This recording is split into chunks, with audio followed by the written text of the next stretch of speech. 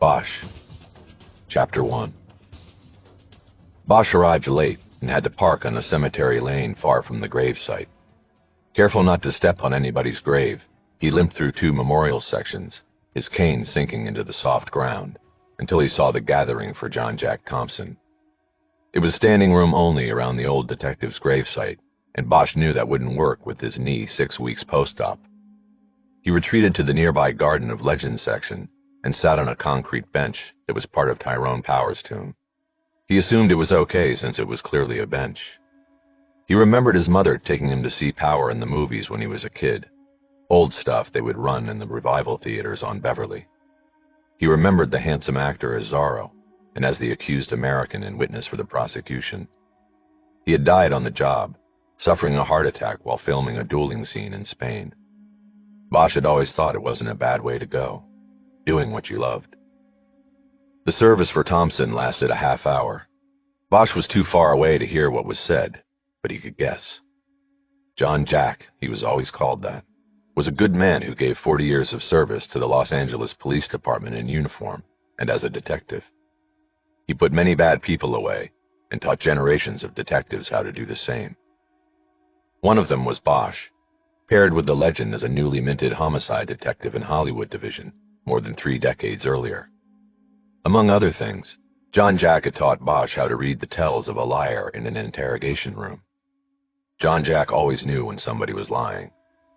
He once told Bosch it took a liar to know a liar, but never explained how he had come by that piece of wisdom. The pairing had lasted only 2 years because Bosch trained well, and John Jack was needed to break in the next new homicide man. But the mentor and student had stayed in touch through the years. Bosch spoke at Thompson's retirement party, recounting the time they were working a murder case, and John Jack pulled over a bakery delivery truck when he saw it turn right at a red light without first coming to a complete stop. Bosch questioned why they had interrupted their search for a murder suspect for a minor traffic infraction, and John Jack said it was because he and his wife Margaret were having company for dinner that night, and he needed to bring home a dessert. He got out of their city ride, approached the truck, and badged the driver. He told him he had just committed a 2-pie traffic offense, but being a fair man, John Jack cut a deal for 1 cherry pie and came back to the city car with that night's dessert. Those kinds of stories and the legend of John Jack Thompson had dimmed in the 20 years since his retirement, but the gathering around his grave was thick, and Bosch recognized many of the men and women he had worked with during his own time with an LAPD badge. He suspected the reception at John Jack's house after the service was going to be equally crowded and might last into the night. Bosch had been to too many funerals of retired detectives to count. His generation was losing the war of attrition. This one was high-end, though. It featured the official LAPD honor guard and pipers. That was a nod to John Jack's former standing in the department. Amazing Grace echoed mournfully across the cemetery and over the wall that divided it from Paramount Studios. After the casket was lowered and people started heading back to their cars, Bosch made his way across the lawn to where Margaret remained.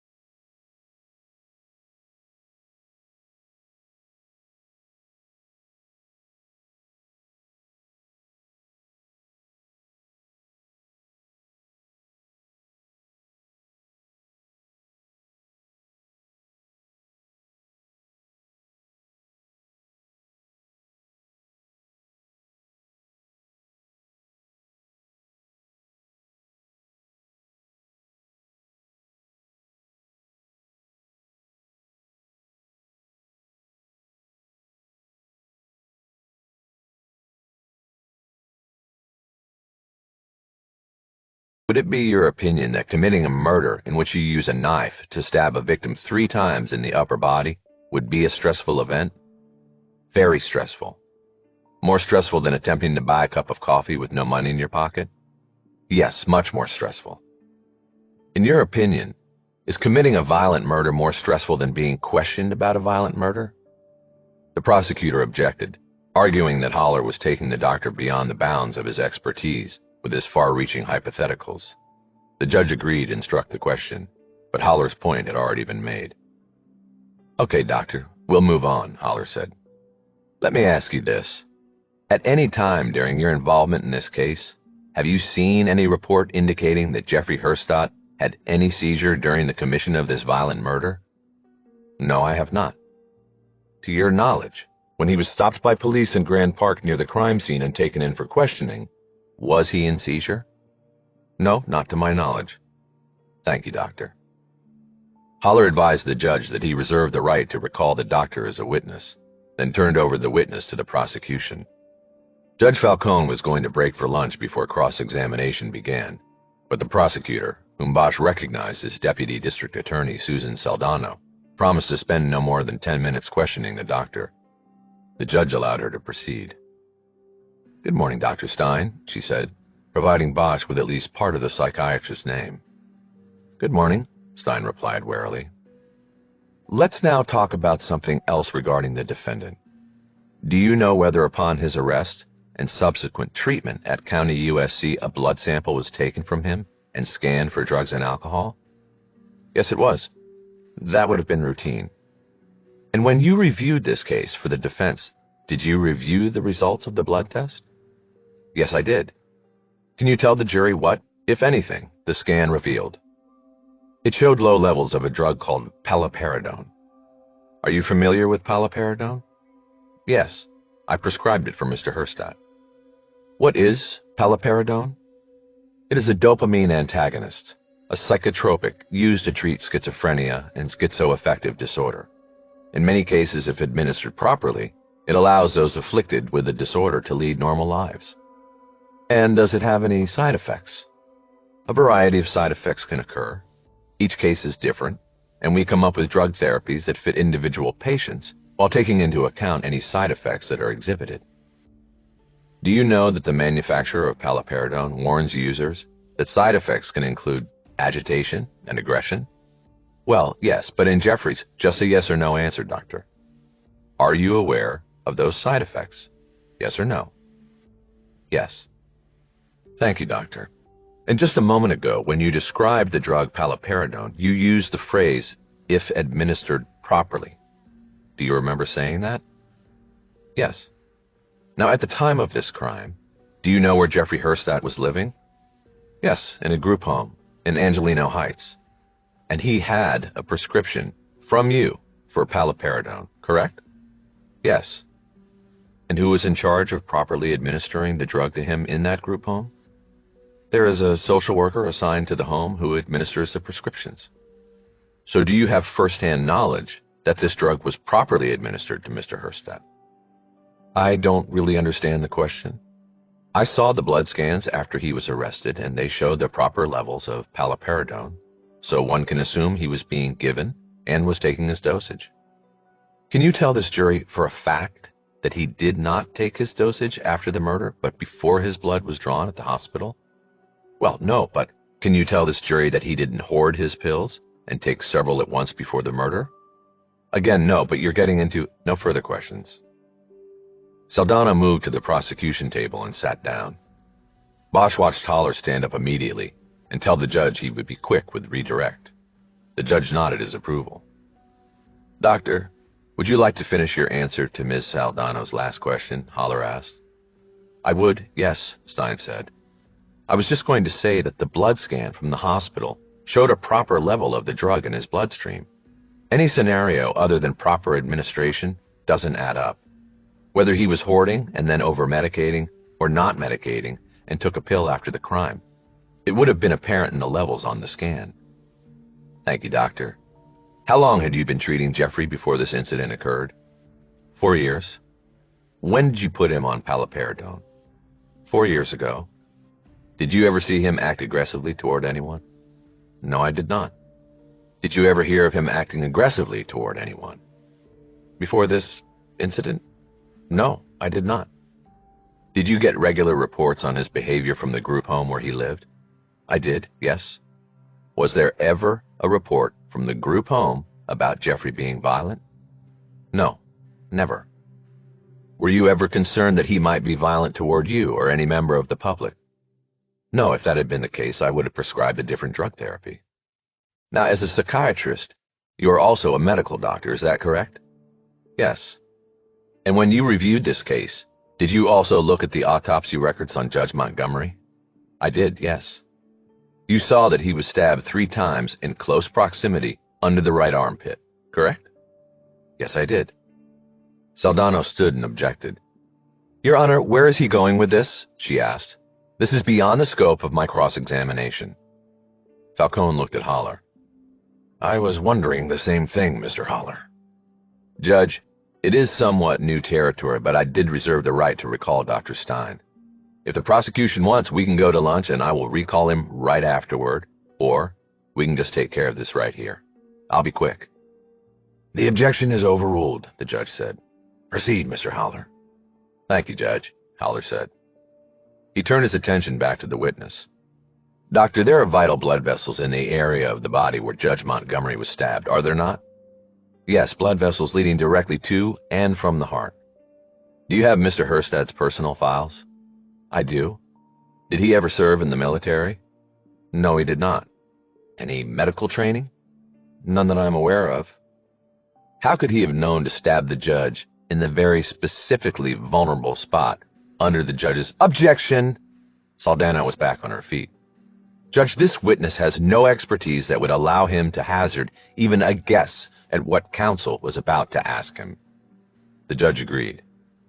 If you want to pursue that, Mr. Haller, bring in a wound expert, Falcone said. This witness is not that. Your Honor, Haller said, you sustained the objection without giving me a chance to argue the point. I did, and I'd do it again, Mr. Haller. Do you have any other questions for the witness? I don't. Miss Saldana. Saldana thought for a moment, but then said she had no further questions. Before the judge could tell the jury to take a lunch break, Haller addressed the court. Your Honor, he said, I expected Miss Saldana to spend most of the afternoon on cross-examination of Dr. Stein, and I thought I would take up the rest of it on redirect. This is quite a surprise. What are you telling me, Mr. Haller? The judge asked, his tone already tinged with consternation. My next witness is my DNA expert coming in from New York. She doesn't land until 4 o'clock. Do you have a witness you can take out of order and bring in after lunch? No, Your Honor, I don't. Very well. The judge was clearly unhappy. He turned and addressed the jury, telling its members they were finished for the day. He told them to go back home and avoid any media coverage of the trial, and to be back in the morning at 9. Throwing a glare at Haller, the judge explained to the jurors that they would begin hearing testimony before the usual 10 o'clock start in order to make up lost time. Everyone waited until the jurors had filed into the assembly room, and then the judge turned more of his frustration on Haller. Mr. Haller, I think you know I don't like working half days when I have scheduled full days of court. Yes, Your Honor. Neither do I. You should have brought your witness in yesterday so that she would be available no matter how things progressed in the case. Yes, Your Honor, but that would have meant paying for another night in a hotel, and as the court knows, my client is indigent, and I was appointed to the case by the court at significantly reduced fees. My request to the court administrator to bring my expert in a day earlier was denied for financial reasons. Mr. Haller, that's all well and good, but there are highly qualified DNA experts right here in Los Angeles. Why is it necessary to fly your expert in from New York? That was the first question that had come to Bosch's mind as well. Well, Judge, I don't really think it would be fair for me to have to reveal defense strategy to the prosecution, Haller said. But I can say that my expert is at the top of the game in her specialty field of DNA analysis, and that this will become apparent when she testifies tomorrow. The judge studied Haller for a long moment, seemingly trying to decide whether to continue the argument. Finally, he relented. Very well, he said. Court is adjourned until 9 o'clock tomorrow. Have your witness ready at that time, Mr. Holler, or there will be consequences. Yes, Your Honor. The judge got up and left the bench. Chapter 6. Where do you want to go? They were in the back of Holler's Lincoln. Doesn't matter, Bosch said. Somewhere private. Quiet. You hear that tracks closed down? Holler asked. Really? I love that place. Loved going to Union Station. I already miss it. It was my go-to place during trial. It was there 20 years. In this town, that says something. Holler leaned forward and spoke to his driver. Stace, take us over to Chinatown, he said. The little jewel. You got it, the driver said. Holler's driver was a woman, and Bosch had never seen that before. Holler had always used former clients to drive the Lincoln, men paying off their legal fees. He wondered what Stace was paying off. She was mid-40s, black, and looked like a schoolteacher, not someone drawn from the streets, as Holler's drivers usually were. So what did you think? Holler asked. About the trial, Bosch replied. You scored your points about the confession. Is your DNA expert going to be that good? Her specialty field of DNA analysis, how much of that was bullshit? None of it. But we'll see. She's good, but I don't know if she's good enough. And she's really coming in from New York? I told you, none of it was bullshit. So what's she going to do? Attack the lab? Say they blew it? Bosch was tired of that defense. It may have worked for O.J. Simpson, but that was a long time ago, and there were so many other factors involved in that case. Big factors. The science of DNA was too good. A match was a match. If you wanted to knock it down, you needed something other than to attack the science. I don't know what she's going to say, Holler said. That's our deal. She'll never shill. She calls them like she sees them. Well, like I told you, I've been following the case, Bosch said. Knocking down the confession is one thing, but DNA's another. You need to do something. You have the case file with you? Most of it. All the trial prep. It's in the trunk. Why? I was thinking I could take a look at it for you. If you want, I mean. No promises. Just that something didn't seem right in there when I was watching. Something was poking at me. With the testimony? What? I don't know. Something that doesn't add up. Well, I've got tomorrow, and then that's it. No other witnesses. If you're going to look, I need it today. No problem. Right after lunch. Fine. Knock yourself out. How's the knee, by the way? Good. Better every day. Pain? No pain. You didn't call because you've got a malpractice case, did you? No, not that. Then what? Bosch looked at the driver's eyes in the rear view. She couldn't help overhearing things. He didn't want to talk in front of her. Wait till we sit down, he said. Sure, Holler said.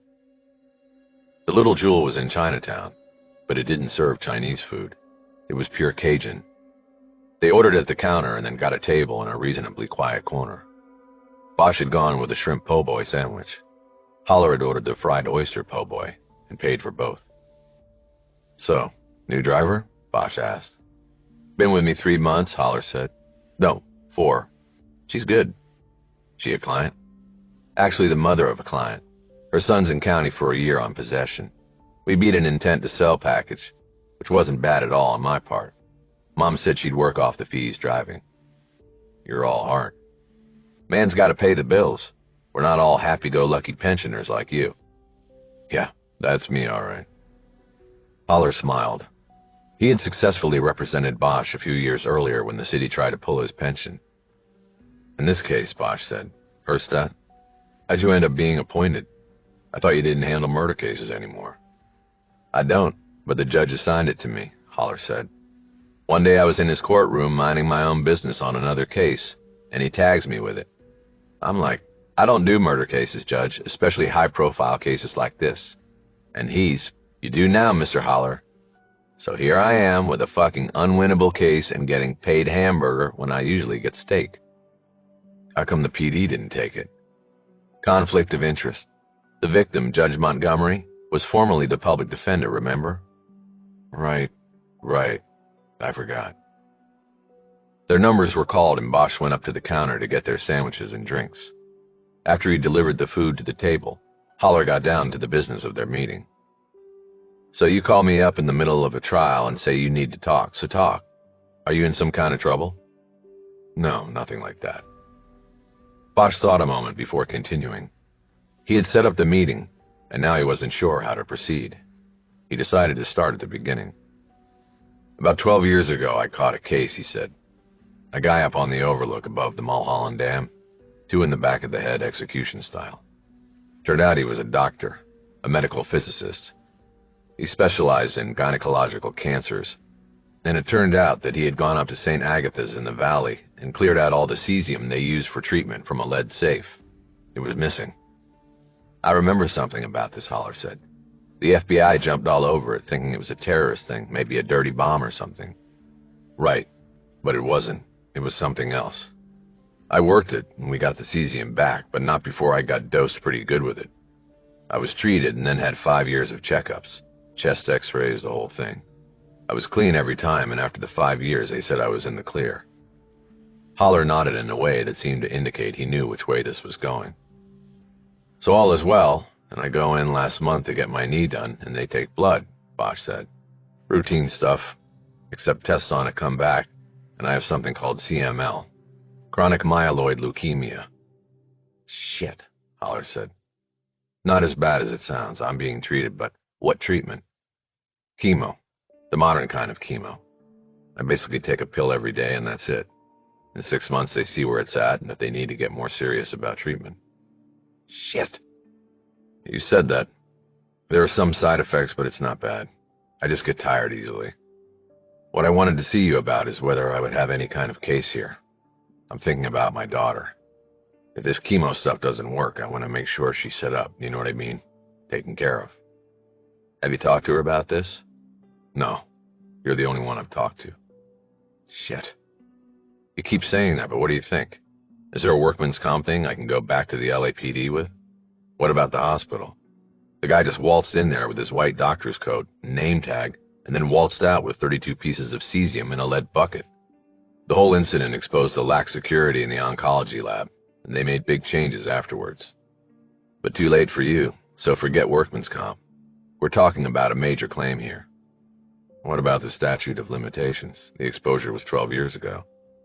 The clock on something like this doesn't start ticking until you're diagnosed, so you're all right there. The deal we made when you exited the police department gave you $1 million health insurance cap. Yeah, and if I get sick from this, I mean, like, really sick, I'll burn through that in a year. I'm not going to tap into my 401k. That's going to Maddie. Right, I know. With the department, we'll have to go through arbitration and most likely we'll get a settlement. The hospital will be the way to go. Poor security led to the scheme, which led to your exposure. That's our A game. They started eating and Holler continued with his mouth full. All right, so I wrap up this trial. We'll go to the jury in another day, 2 at the max, and then we file a notice. I'll need to take a video deposition from you. We schedule that, then I think we'll have everything we need to move on. Why the video? In case I die or something?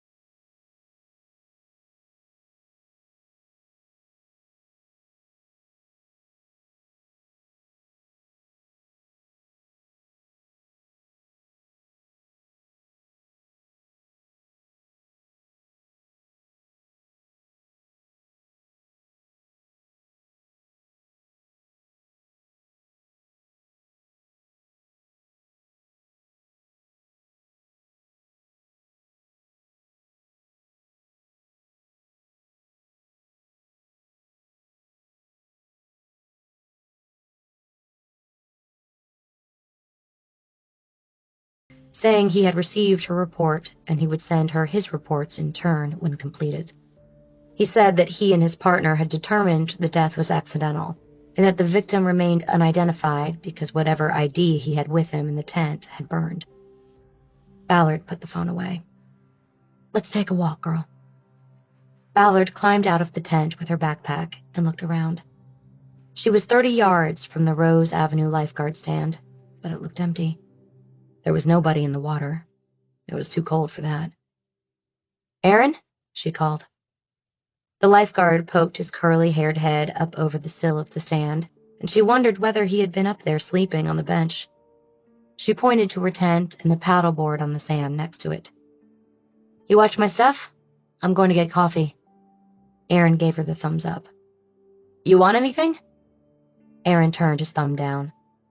Ballard pulled a leash out of one of the zippered pockets on the backpack and snapped it onto Lola's collar, then headed toward the line of restaurants and tourist stores that lined the beach walk, 100 yards from the ocean. She carried the backpack over one shoulder. She went to Groundwork on Westminster, got a latte, and grabbed a table in the back corner where she could work without drawing attention from other patrons. Lola slid under the table and found a comfortable spot to lie down. Ballard opened the backpack and pulled out her laptop and the murder book Bosch had left for her. This time she decided not to jump around in the book. The first section was most important anyway. It was the chronological record. It was basically a case diary, where the detectives assigned the case described all their moves and the steps taken during the investigation. Before starting her read, she opened the laptop and ran the names George Hunter and his partner Maxwell Tallis through the LAPD personnel computer and determined that both detectives were long retired, Hunter in 1996 and Tallis the year after. It appeared that Hunter had since died, but Tallis was still receiving a pension. This was valuable information, because if she decided to do a thorough re-examination of the Hilton murder, she should try to talk to him about what he remembered of the case. She closed the laptop and opened up the murder book. She started reading the chrono from the first entry, the call-out. Hunter and Tallis were at their desks at Hollywood Detectives on a Friday morning when alerted that patrol officers had come upon a car parked in an alley behind a row of shops off Melrose Avenue and the 101 freeway overpass. The detectives responded along with teams from the crime scene unit and the coroner's office. The victim was a white male, tentatively identified as John Hilton, 24 years old, by the driver's license found in the wallet on the floor of the 1988 Toyota Corolla. The photo on the license appeared to match the face of the man lying on his right side, across the front seats and center console of the car. A computer check of the name and birth date on the DL determined that this Hilton was not the scion of a hotel family, but an ex-con who had been released a year earlier from a state prison after serving 30 months for drug possession and burglary convictions. As lead detective, George Hunter had composed all of the early entries of the chrono, signing each one with his initials. These gave Ballard a good insight into how the investigation was initially focused. As she had surmised on her first quick overview of the book, the investigation took its cue from the victim's prior history of drug abuse and petty crime. Hunter and Tallis clearly believed that this had been a drug ripoff, and that Hilton had been murdered for as little as the price of a single hit of heroin.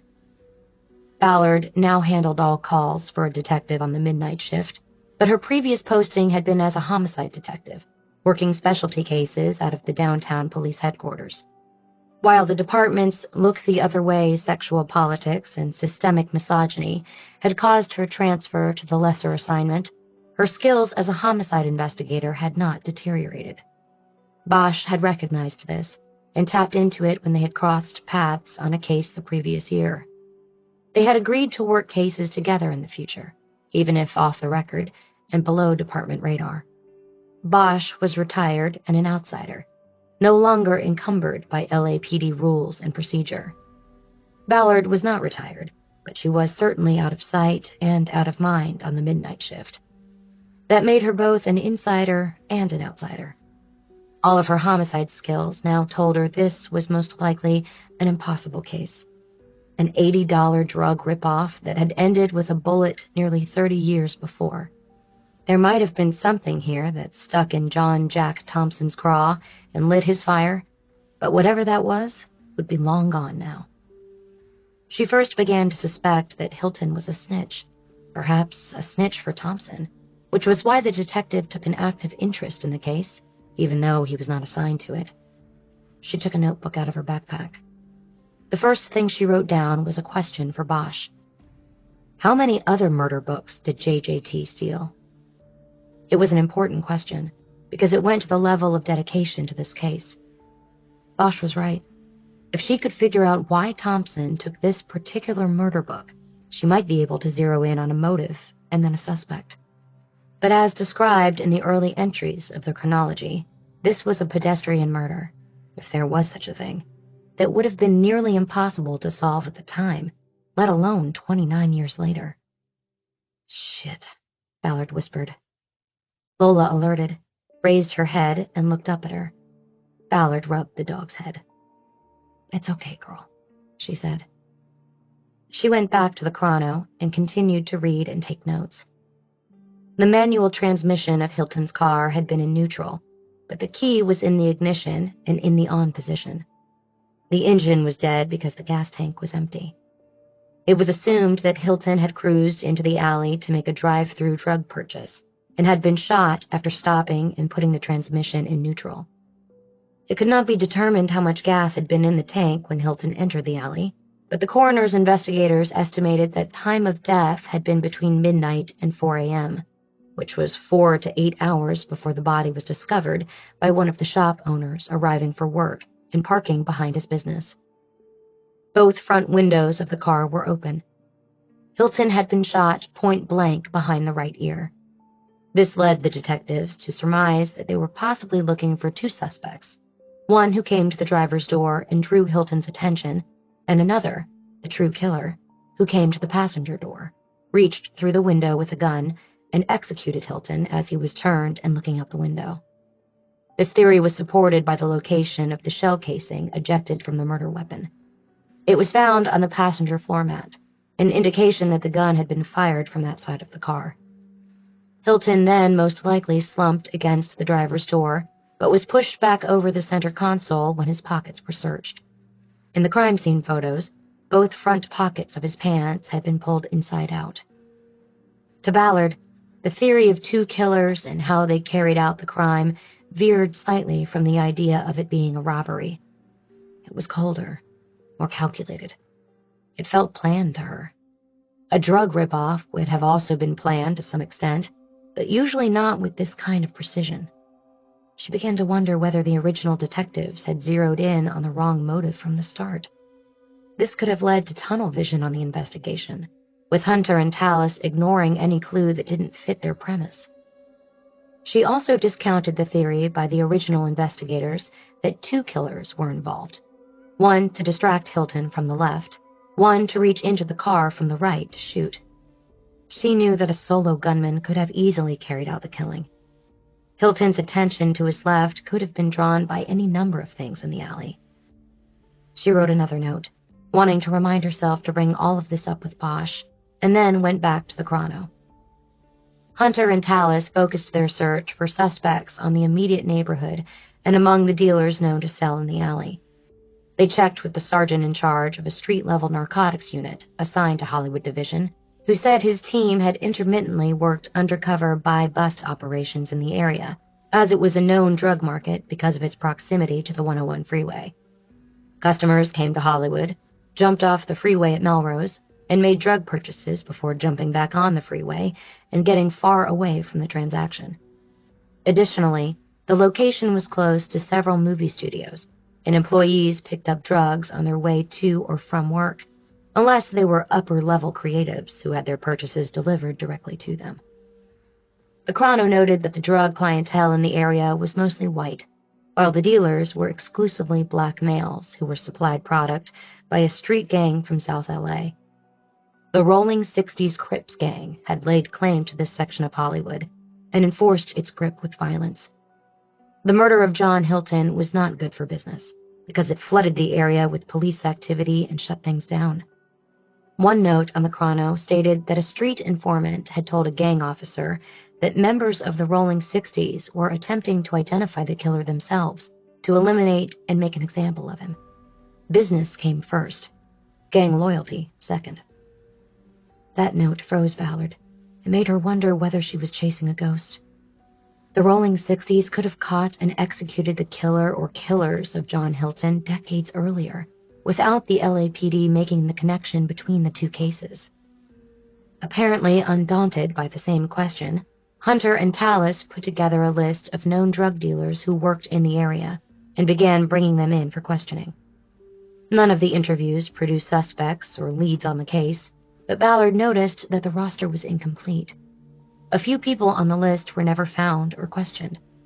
Among them was a man named Elvin Kidd, a Rolling 60s Crips gang member who was at a street boss level and ran the territory where the Hilton murder took place. They steered completely clear of another dealer, Denard Dorsey, when they were told he was on keep-away status because he was a valuable informant. The snitch's handler, a major narcotics unit detective named Brendan Sloan, did the interview and reported back that his man knew nothing of value in regard to the Hilton murder. Ballard wrote all of the names down.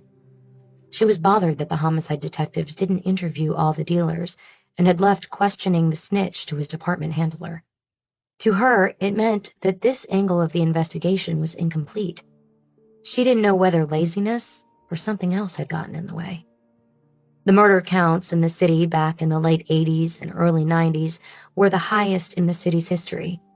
It was likely that Hunter and Tallis had other cases at the time, with new ones constantly coming in. She finished going through the chronology an hour and one more latte later. The thing that struck her was that the document ended with an entry from Tallis on the 1-year anniversary of the murder. No new leads or suspects at this time. Case remains open and active. And that was it. No explanation as to how it was still actively being pursued. Ballard knew it was bullshit. The case had ground to a halt for lack of leads and viable angles of investigation. The detectives were waiting for what in homicide was called a miracle cure, in the form of someone coming forward with the killer's name. This would most likely have to be someone from the underworld, someone arrested and facing charges, looking to deal their way out of a jam. Only then would they get a name they could run with. So it was kept open and active, but Hunter and Tallis were on to other things. What also struck Ballard as missing was the work of John Jack Thompson. During the years he had held the murder book, he had apparently added nothing to it. There was nothing from him in the chronology that indicated he had made any moves, conducted any interviews, or broken any new ground on the case. Ballard wondered whether he had kept notes of his private investigation separate, so as not to change or taint the record of the original investigation. She knew she would have to talk to Bosch about it, and possibly go back to Thompson's house and home office to see whether there was a second murder book or any record of Thompson's work on the case. She moved on from the chronology to fuller reports filed by the investigators based on the evidence collected and witness interviews. In the victim section of the murder book, she read a bio authored by Tallis and drawn from interviews and official documents. The victim's mother and stepfather were still alive at the time of the killing. According to the written account, Sandra Hilton expressed no surprise at her son's demise and said he had come back from his stint at Corcoran State Prison a different person. She said he seemed broken from the experience and wanted nothing more than to get high all the time. She admitted that she and her husband kicked John out of the house shortly after he returned from prison and appeared to be making no effort to integrate into society. He said he wanted to be an artist, but did nothing to pursue it as a career. He was stealing from them in order to support his drug habit. Donald Hilton stood by his decision to evict John from the family home in the Toluca Lake area. He was quick to note that John was his adopted son, but was already 11 when Donald met Sandra and the two got married. His biological father had not been a part of John's life for those first 11 years, and Donald said that behavioral problems were already deeply set in the boy. Lacking a blood relation to the young man he raised apparently allowed him to kick him out of the house later on without a guilty conscience. A section of the report had been redacted with a black marker. 2 lines in the middle of the interview summary were completely blacked out. This seemed odd to Ballard, because a murder book was already a confidential document. The exception to this was when a case was filed and murder book documents became part of discovery and turned over to the defense. On some occasions, redacting occurred to protect the names of informants and others. But this case had never resulted in charges, and it seemed odd to Ballard that an interview with the parents of a victim would contain any information that would need to be kept hidden or secret. She opened the binder's rings and removed the page, studying the back to see if any of the redacted words could be read. Unable to make anything out, she put the page at the front of the binder to remind herself of the anomaly every time she opened the book. What information had been redacted from the case file? And who did it? Ballard's review of the other witness summaries produced only one notable question. Hilton had shared an apartment in North Hollywood with a man named Nathan Brazil, who was described as a production assistant at Archway Studios in Hollywood. Ballard knew the studio was on Melrose Avenue near Paramount, and near where Hilton was murdered. Brazil told the investigators that he was working the night of the murder on a film production, and Hilton had dropped by the guarded entrance to the studio and asked for him. Brazil did not get the message until hours later, and by then, Hilton was gone. Presumably, he left the studio and proceeded down Melrose to the alley where he was shot and killed. Brazil told investigators that it was unusual for Hilton to come to his workplace. It had never happened before, and he didn't know why Hilton did so, or what he wanted. It was another mystery within the mystery that Hunter and Tallis had not solved. Ballard looked at her notes. She had written down the names of several people she would have to run down and interview, if they were still alive. Maxwell Tallis, Donald Hilton, Sandra Hilton, Thompson widow, Vincent Pilkey, dealer, Denard Dorsey, dealer snitch, protected, Brendan Sloan, narcotics, Elvin Kidd, Nathan Brazil, roommate. Ballard knew that John Jack Thompson's widow was alive, as well as presumably Maxwell Tallis. Brendan Sloan was still around as well. Sloan, in fact, was well known to her. He had risen from narcotics detective to deputy chief in the 29 years since the Hilton murder. He was in charge of West Bureau. Ballard had never met him, but since Hollywood Division fell under West Bureau's command, Sloan was technically her boss. Ballard's back was stiffening. It was a combination of a tough morning paddle into strong headwinds, a lack of sleep, and the hard wooden chair she had been sitting on for 2 hours. She closed the murder book, deciding to leave the remaining pages and reports for later. She reached down to ruffle Lola's scruff. "Let's go see Double, girl." The dog's tail wagged violently. Double was her friend, a French bulldog being boarded at the daycare center where Lola spent most nights and some days when Ballard worked. Ballard needed to drop Lola off so she could continue to work the case. Chapter 8. Ballard's first stop was Property Division, where she checked out the sealed evidence box marked with the John Hilton murder case number. She could tell right away that it was not a 29-year-old box, and the sealing tape was not yellowed, as would have been expected. The box had obviously been repacked, which was not unusual.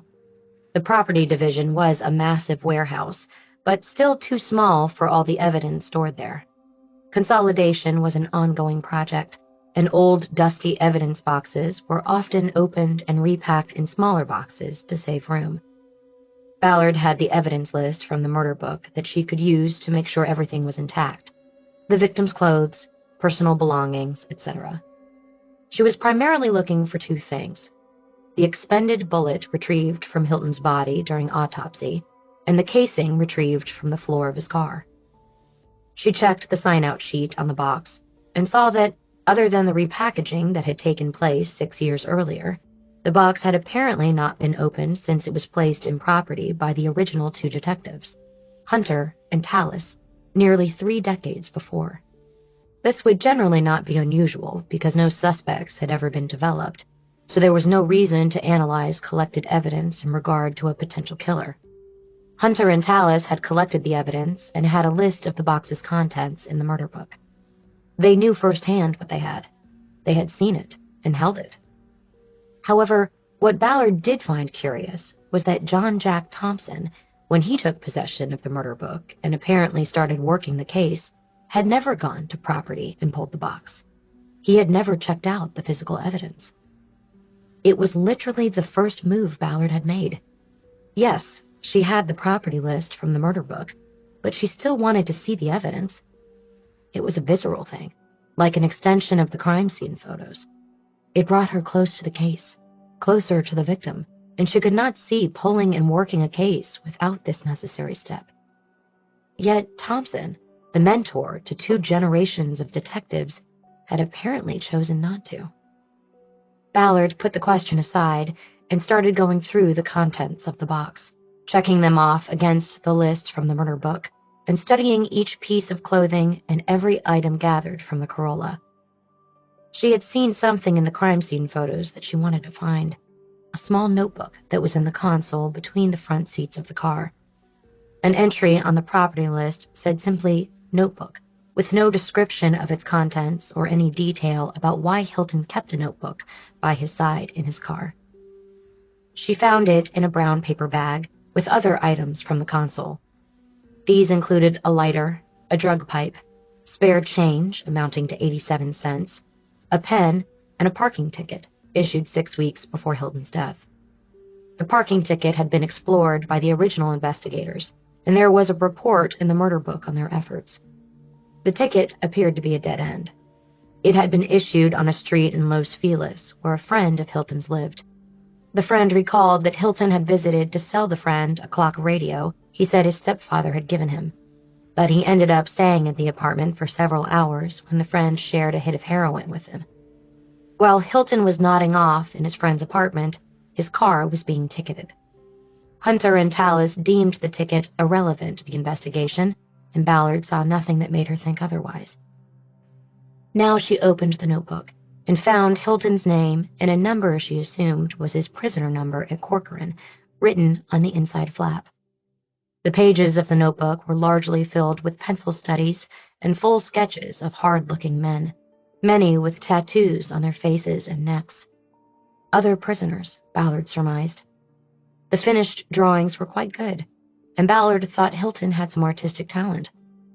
Knowing that he had this other dimension beyond drug addict and petty thief humanized him to her. Nobody deserved to be shot to death in a car, no matter what they were doing. But it was helpful to get a human connection. It added fuel to the fire that the detective needed to somehow keep burning. She wondered if Hunter or Tallis or Thompson had made a connection to Hilton through this notebook. She doubted it. If they had, it would have been kept in the murder book so that the detective could see it and open it when he needed to stoke the fire. Ballard finished flipping through the pages. One sketch caught her eye, and she held on it. It was of a black man with a shaved head. He was turned away from the artist, and on his neck was a 6-pointed star with the number 60 in its center. Ballard knew that all Crips gangs or sets shared the symbol of the 6-pointed star, its points symbolizing the early altruistic goals of the gang: love, life, loyalty, understanding, knowledge, and wisdom. The 60 in the middle of the star was what caught Ballard's eye. It meant that the subject of the sketch was a rolling 60s Crip, a member of the same set of the notoriously violent gang that controlled drug sales in the alley where Hilton was murdered. Was that a coincidence? It appeared that Hilton had sketched this man while in prison. Less than 2 years after his release, he was killed on rolling 60s turf. None of this had been in any reports in the murder book that Ballard had read. She made a mental note to check again. It might be a significant clue, or it might be purely coincidental. She flipped farther into the notebook and saw another drawing that she thought might be the same man with the rolling 60s tattoo, but his face was turned away and shadowed. She couldn't be sure. Then she found what she believed was a self-portrait. It looked like the face of the man she had seen in the crime scene photos. In the drawing, the man had haunted eyes with deep circles beneath them. He looked scared, and something about the drawing punched Ballard in the chest. Ballard decided to add the notebook to the items she checked out of property. The drawings reminded her of a case that was cracked by the cold case unit a few years earlier, when Ballard had been assigned to the robbery homicide division. Detective Mitzi Roberts had connected 3 murders of prostitutes to a drifter named Sam Little. Little was caught and convicted. Then, from prison, started confessing to dozens of murders committed over 4 decades and all over the country. They were all throwaway victims, drug addicts and prostitutes, whom society and police departments had marginalized and given little notice to. Little was an artist, and he sketched pictures of his victims to help visiting investigators identify the women in the cases. He held their images in his head, but not so often their names. He was given a full set of artist supplies, and his drawings were in color and very realistic, eventually matching up to victims in multiple states and helping to clear cases. But they didn't serve to humanize Sam Little, only his victims. Little was seen as a psychopath who showed no mercy to his victims and deserved no mercy in return. Ballard signed out the bullet evidence and the notebook and left the property division. She called Bosch when she got outside. What's up? I just came out of property. I pulled the bullet and casing. Tomorrow is walk-in Wednesday at ballistics. I'll go right after my shift. Sounds good. Anything else in the box? Hilton was a sketch artist. He had a notebook in his car that had drawings from prison. I checked it out. How come? Because I thought he was good at it. There are a few other things from my review that I want to go over. You want to meet? I'm sort of in the middle of something today, but I could meet for a few minutes. I'm close by. Really? Where? The Nickel Diner. You know it? Of course. I'll be there in 10. Chapter 9. Ballard found Bosch in the back with his laptop open and several documents spread on a 4-top table. It was apparently late enough in the day for the management to allow him to monopolize the spot. A plate with half a chocolate-frosted donut was on the table, assuring Ballard that Bosch was a paying customer rather than a freeloader who bought nothing but coffee and monopolized a table for hours. She noticed the cane hooked over one of the empty chairs as she sat down. Assessing the documents that Bosch had started stacking when he noticed her approach, Ballard raised her hands, palms up, in a what gives gesture. You're the busiest retired guy I think I've ever seen. Not really. I just said I'd take a quick look at this, and then that would be it. Putting her backpack on the empty chair to her right, she caught a glimpse of the letterhead on one of the documents Bosch was clearing. It said, Michael Haller, attorney at law.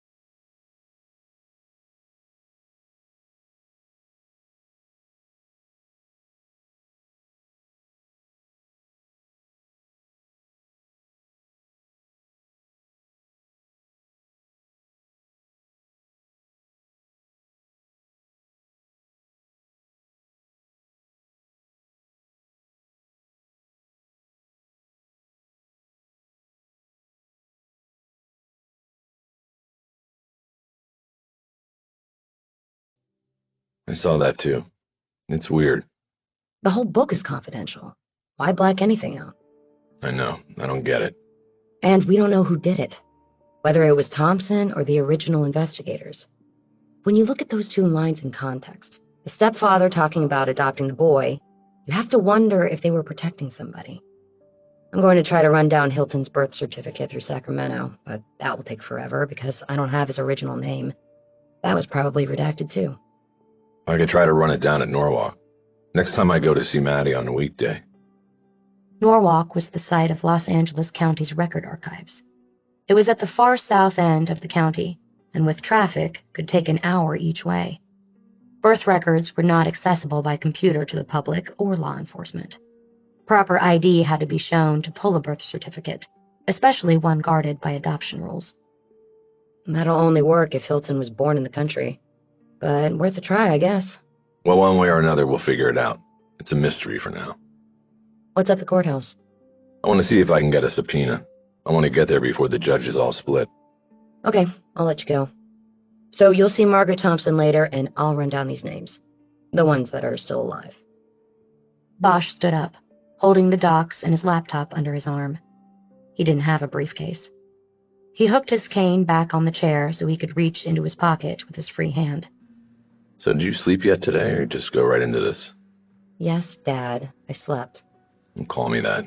Only one person can call me that, and she never does.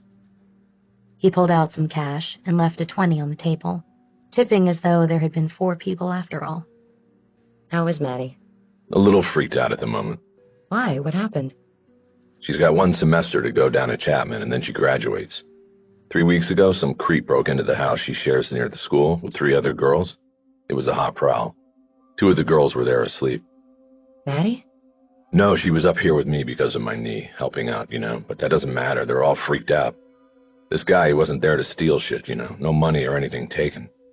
He left his semen on one of the girls' laptops that was on the kitchen table. He was probably looking at photos of her on it when he did his thing. He's obviously bent. Oh, shit. Did they get a profile off it? Yeah, a case-to-case hit.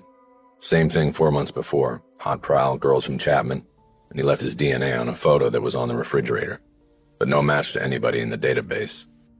So did Maddie and the girls move out? No. They're all 2 months from graduation and don't want to deal with moving. We put on extra locks, cameras inside and out, alarm system. The local cops put the street on twice by a shift. But they won't move out. So that freaks you the fuck out. Exactly. Both hot prowls were on Saturday night, so I'm thinking that this guy's night out, and maybe he's going to come back. So I've been going down and sitting on the place the last 2 Saturday nights. Me and this knee. I sit in the back seat with my leg up across the seat. I don't know what I'd do if I saw something, but I'm there. Hey, if you want company, I'm there too. Thanks. That means a lot. But that's my point. Don't miss your sleep. I remember last year. What about last year? You mean the case we worked? Yeah, we both had sleep deprivation and it affected things. Decisions. What are you talking about? Look, I don't want to get into it. You can blame it on me. My decisions were affected, okay? Let's just make sure we get sleep this time. You worry about you, and I'll worry about me. Got it. Sorry I even brought it up. He picked up his cane off the chair and headed toward the door. He was moving slow. Ballard realized she would look like an ass if she walked quickly ahead of him and then out. Hey, I'm gonna hit the restroom. Talk later? Sure. And I really mean that about your daughter. You need me. I'm there. I know you mean it. Thanks. Chapter 10. Ballard walked to the police administration building so she could use a computer to run down some of the names on her list. This would be a routine stop for most detectives from the outer geographic stations. There were even desks and computers reserved for visiting detectives. But Ballard had to tread lightly.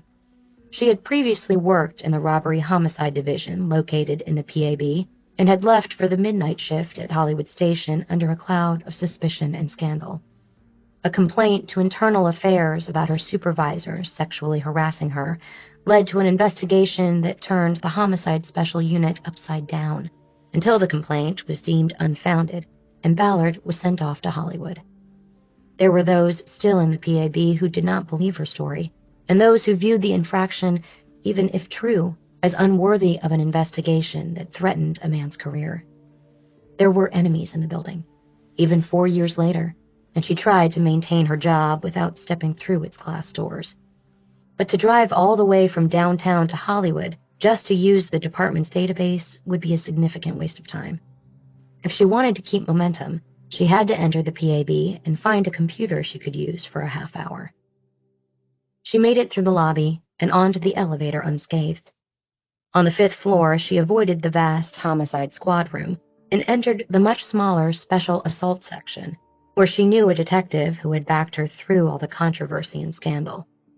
Amy Dodd was at her desk and smiled when she saw Ballard enter. "Balls! What are you doing down here?" Amy used a private nickname derived from the stand Ballard had made during the past troubles in RHD. "Hey, Dottie, how's it hanging? I'm looking for a computer to run names on. I hear there are plenty of open desks in homicide since they trimmed the fat over there." The last thing I want to do is set up in there. "I get stabbed in the back again." Amy pointed to the workstation next to hers. "That one's empty." Ballard hesitated, and Amy read her. "Don't worry. I won't talk your ear off. Do your work. I have court calls to make anyway." Ballard sat down and went to work, putting her password into the department database, and then opening her notebook to the list of names from the Hilton case. She quickly located a driver's license for Maxwell Tallis in Coeur d'Alene, Idaho, which was not a welcome piece of information. Yes, Tallis was still alive, but Ballard was working this case on her own and with Bosch, not as an official LAPD investigation. An out-of-town trip was not in the equation. It meant she would have to reach Tallis by phone. This was disappointing, because face-to-face interviews were always preferable. Better tells and better reads came out of in-person sit-downs. The news did not get any better as she moved down her list. She determined that both Sandra and Donald Hilton were dead. They had passed, Donald in 2007 and Sandra in 2016, without knowing who had killed their son or why, without any justice for his life and their loss. To Ballard, it didn't matter that John Hilton had been a drug addict and criminal. He had talent, and with that, he had to have had dreams. Dreams of a way out of the life he was trapped in. It made Ballard feel that if she didn't find justice for him, no one ever would. Next on the list was Margaret Thompson, and Bosch was handling that. Vincent Pilkey was the next name, and it was another dead end. Pilkey was one of the dealers whom Hunter and Tallis never connected with to interview, and now she never would either. Pilkey was listed as deceased in 2008. He was only 41 at the time, and Ballard assumed he met an untimely death by violence or overdose, but she could not determine it from the records she was accessing. Ballard's luck changed with the next name down. Denard Dorsey, the dealer Hunter and Tallis did not talk to because he was also a snitch for major narcotics. Ballard ran his name on the computer and felt a jolt of adrenaline kick in as she learned that not only had the snitch somehow survived the last 30 years, but he was literally 2 blocks away from her at that very moment. Dorsey was being held in the county jail on a parole violation. She checked his criminal history and saw that the last decade was replete with drug and assault arrests, the accumulation eventually landing him in prison for a 5-year term.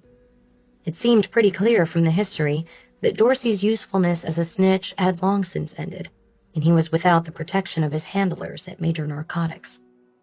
"Hot damn," she said. Amy Dodd leaned back in her chair so she could see around the partition between their workspaces. "Something good, I take it?" she asked. "Better than good," Ballard said. "I found the guy, and I don't even have to get in my car." "Where?" "Men's Central, and he's not going anywhere." "Lucky you." Ballard went back to the computer, wondering if the dice would keep tumbling her way.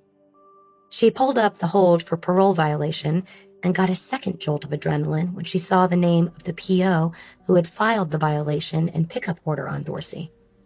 She pulled her phone out of her back pocket and called Rob Compton on speed dial. "You," Compton answered. "What do you want?" It was clear from his brusqueness that Compton still hadn't gotten past their last interaction. They'd had a casual off-duty relationship that blew up on duty when Compton and Ballard disagreed on strategy regarding a case they were working. Compton bailed out of the car they were arguing in, and then bailed out of the relationship they'd had. "I want you to meet me at Men's Central," Ballard said. "Denard Dorsey. I want to talk to him, and I might need you for leverage." "Never heard of him," Compton said.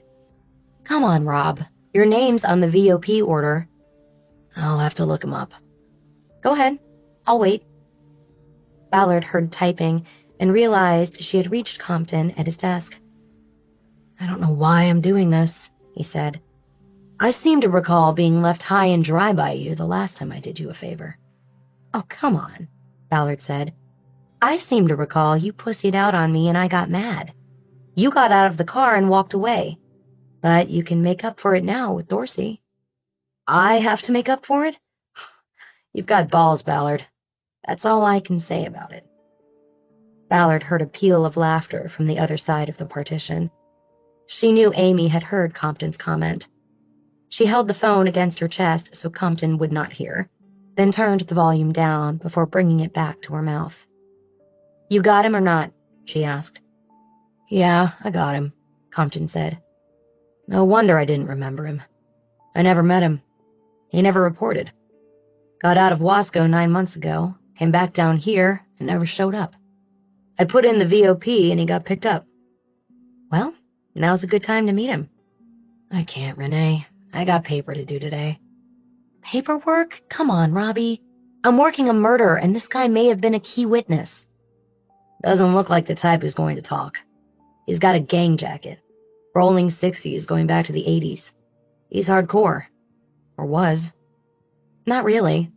Back in the day, he was a snitch. A protected snitch. Look, I'm going over there. You can help me if you want.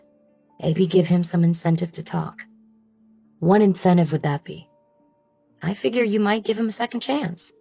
Nah. I'm not letting the guy out. He'll just shit all over me again." "I can't do that, Ballard." Compton, going to her last name, told her he was set on this. "Okay, I tried," she said. "I'll try something else. See you around, Robbie. Or actually, I probably won't." She disconnected and dropped her phone on the desk. Amy spoke teasingly from the other side of the partition. "Bitch." "Hey, he deserved it. I'm working a murder here." "Roger that." "Roger the fuck that." Ballard's plan was to go over to Men's Central, but first she finished the rundown on the names on her list. After Brendan Sloan, whose whereabouts she already knew, came Elvin Kidd, the rolling 60s street boss at the time of the murder, and Nathan Brazil, John Hilton's roommate. Both were still alive, and Ballard got addresses for them from the DMV computer. Kidd lived out in Rialto in San Bernardino County, and Brazil was in West Hollywood. Ballard was curious about Kidd. Now nearly 60 years old, he had moved far away from rolling 60s Crips turf, and his interactions with the justice system seemed to have stopped almost 20 years before. There had been arrests and convictions and prison time, but then it appeared that Kidd either started to fly below the radar with his continuing illegal pursuits, or found the straight and narrow life. The latter possibility would not have been all that unusual. There were not that many old gangsters on the street. Many never got out of their 20s alive. Many were incarcerated with life sentences, and many simply grew out of gang life after realizing only the first two alternatives awaited them.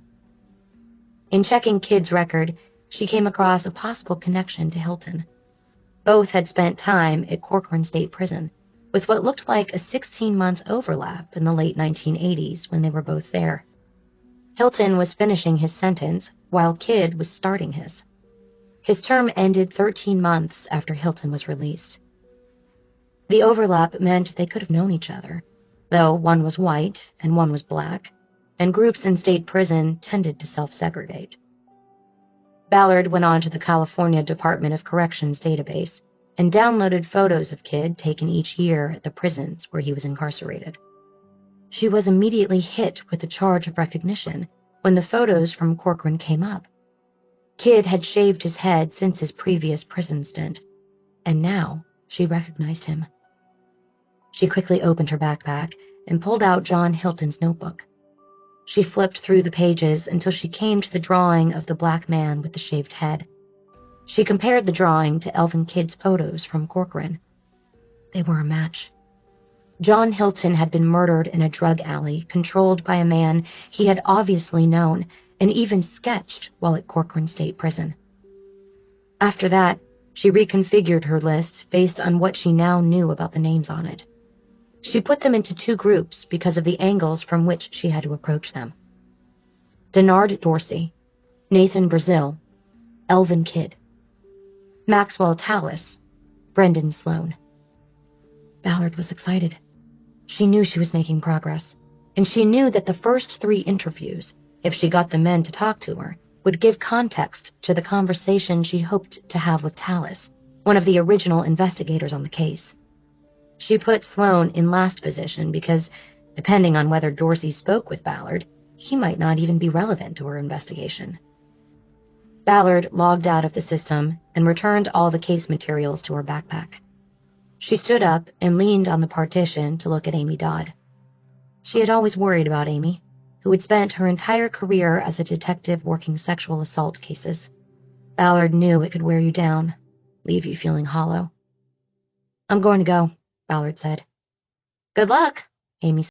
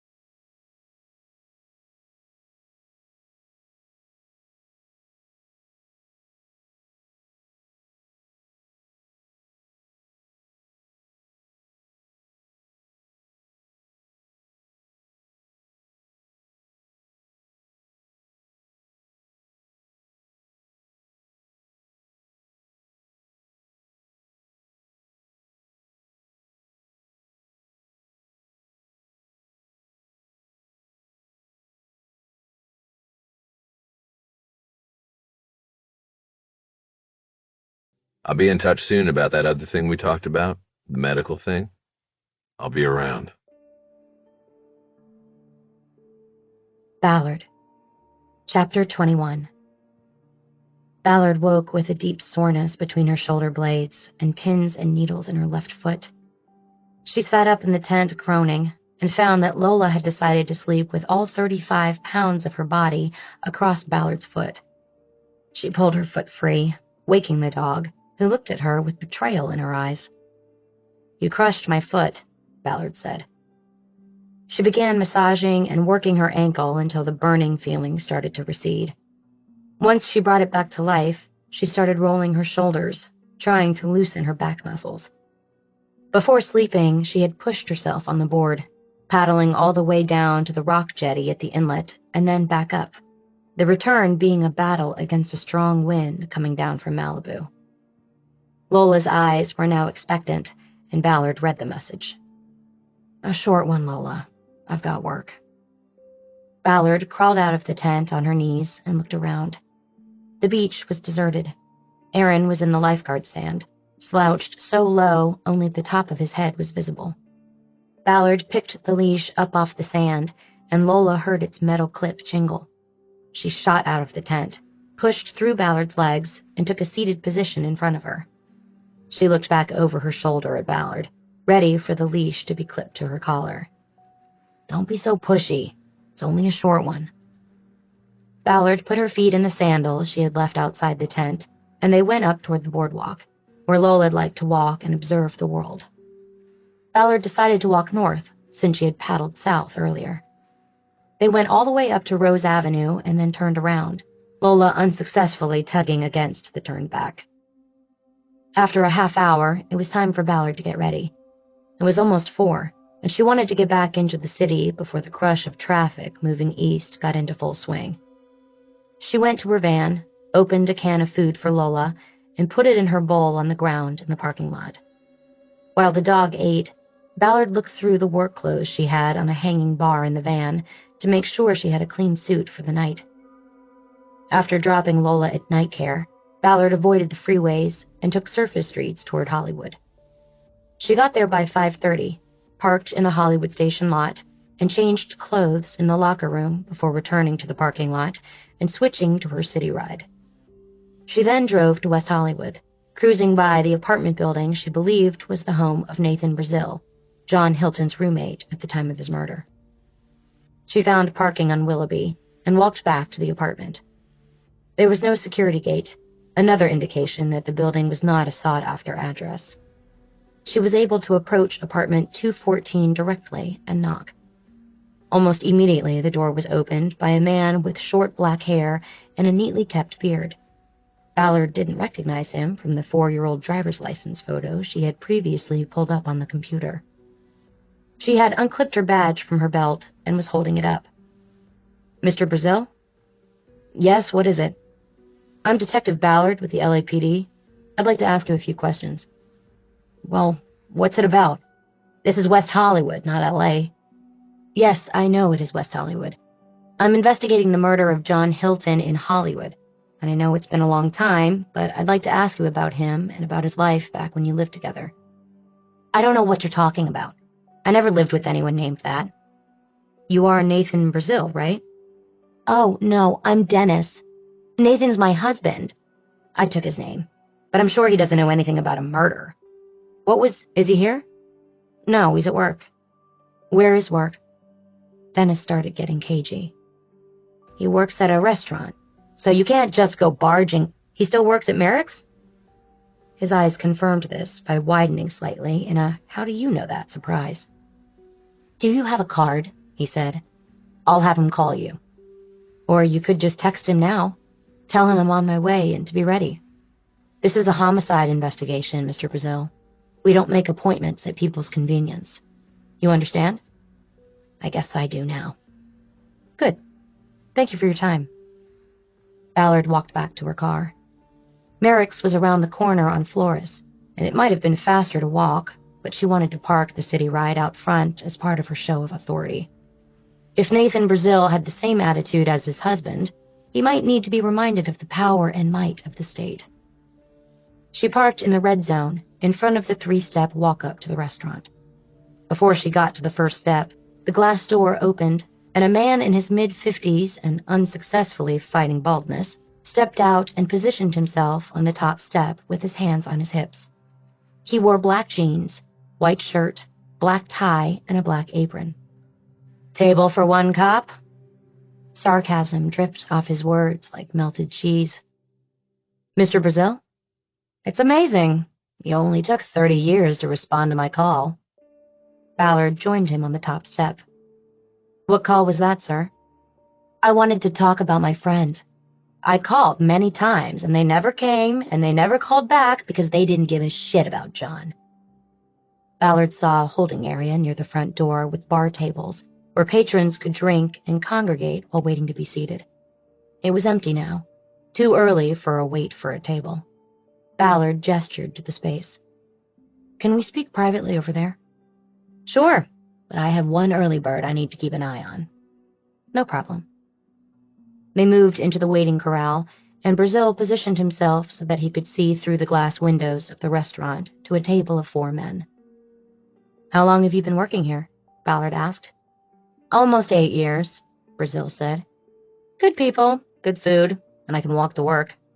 "I know it's good food. I've eaten here several times." "Is this where you butter me up and then say the case will never be solved?" "No, it's not. This is where I tell you I'm going to solve it." "Sure." "Look, Nathan, I'm not going to lie to you. A lot of time has gone by. John's parents are dead. One of the original detectives is dead, and the other is retired in Idaho. They never did give a shit anyway. They didn't care." "Is that based on them not returning your calls?" "More than that, honey. Not that things are all that different now. But back then, they weren't going to jump through hoops for a drug-addicted poof. That's just the way it was." "You mean a gay man?" "Poof, fag, queer, whatever you want to call us. LAPD didn't give a shit. Still doesn't. To me, it's a victim, and that's all I see, okay? I inherited this case because it was lost and then it got found. I'm on it now, and it doesn't matter to me who John Hilton was or what his lifestyle choices were." "See, that's what I mean. That's the problem. It isn't a lifestyle, and it's not a choice. You're hetero, right?" "Yes." "Is that a lifestyle choice, or are you just hetero?" "I get it. My mistake. And I appreciate what you're saying. What I'm saying is that it doesn't matter to me what John was or did. Gay or drug addict or both, he didn't deserve what happened. And I'm interested, no matter what the people before me were. Okay?" "Okay. But I have to go check on my table now." "I'll wait here." Brazil left the area and went into the restaurant. Ballard watched him take another order for margaritas. It was happy hour. Then put in the order at the bar at the back of the restaurant. He came back to Ballard a few moments later. She felt they had gotten the ground rules out of the way, and Brazil had had a chance to vent. It was time to get down to business. "Okay, so how long were you living with John before he was killed?" "Murdered. I prefer murdered because that's what it was." "You're right. It was a murder. How long did you live with him?" 11 months. I remember because it was sort of awkward. We lived in this dump in North Hollywood, and it was time to sign a new lease. Neither of us wanted to, but we were too lazy to look for something else and think about moving all our shit. Then he got murdered, and I couldn't do the rent on my own. I had to move. It says in the investigation records that he came to the studio where you were working on the night he was murdered. Yes, Archway. I found out later from the guy at the gate. And that was unusual for him to come there? Sort of. Not really. This had stood out to Ballard in the murder book chrono, that it was unusual for Hilton to go to Brazil's workplace. Now she was hearing something different. I read a report from the first investigation that had you saying he'd never done that before, she prompted. First of all, I didn't know this guy who was interviewing me, Brazil said. I called him Detective Vitalis. You remember that stuff in the green bottles? And for a while, until they confirmed my alibi, I thought they were going to try to blame me and make it a fag-on-fag crime.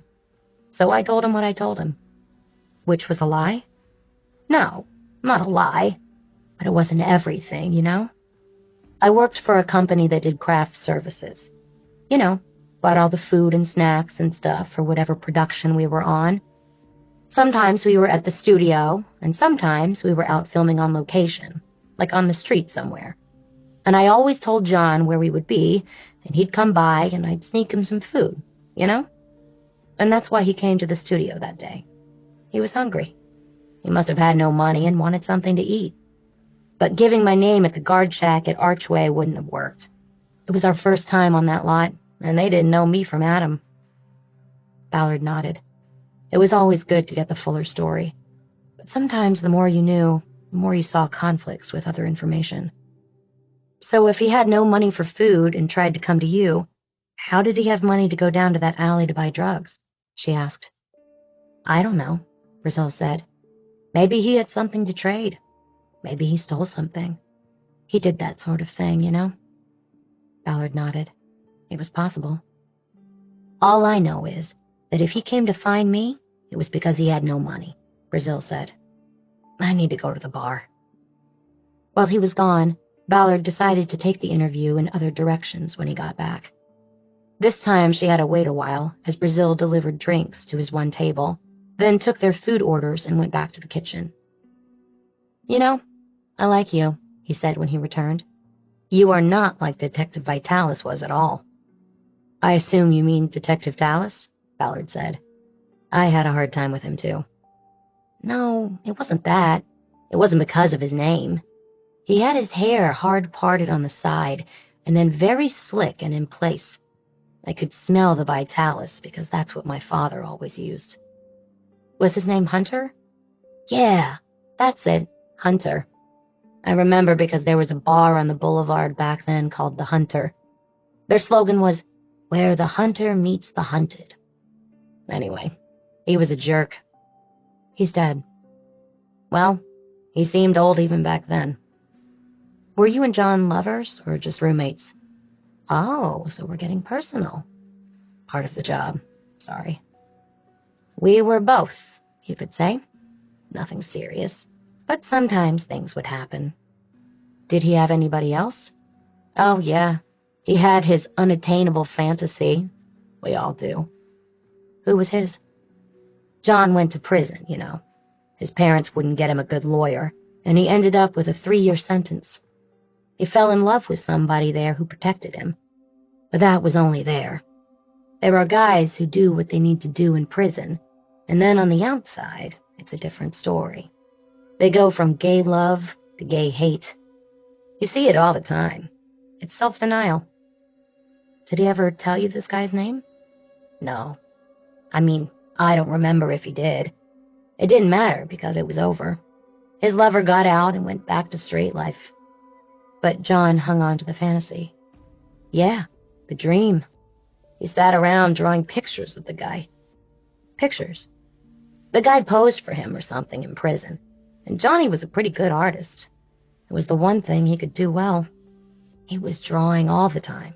On napkins, loose papers, anything. He kept a notebook of drawings from when he was in prison. Did you ever tell any of this to Detective Vitalis? No. He never called me back after that first interview. When I wasn't useful to him as a suspect, I wasn't useful. Is this what you were trying to reach him about? The man in prison? No. I wanted him to call my boss back and say I wasn't a suspect. I got fired because of what he told them, that I would sneak Johnny food every now and then. He told them and I got fired. They thought I was a suspect, and it wasn't fair. All Ballard could do was nod. She didn't doubt the story for a moment.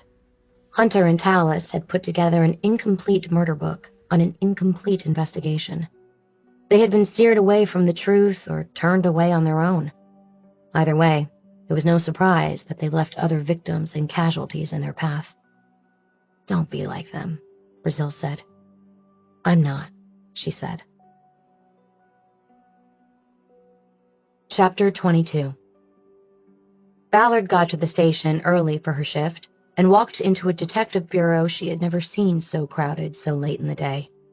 Several dayside detectives were at their desks, working phones and computers. Something had happened. She saw her boss, Lieutenant McAdams, standing by one of the detectives and reading over his shoulder as he typed on a keyboard. She walked over. "LT, what's happening?" McAdams turned around. "Ballard, what are you doing in so early?" "Was going to get an early start. I had some leftover paperwork and wanted to get it in before roll call. Never know what will happen after that." "Paper on what?" "Oh, just some follow-up stuff on the crispy critter we had the other night.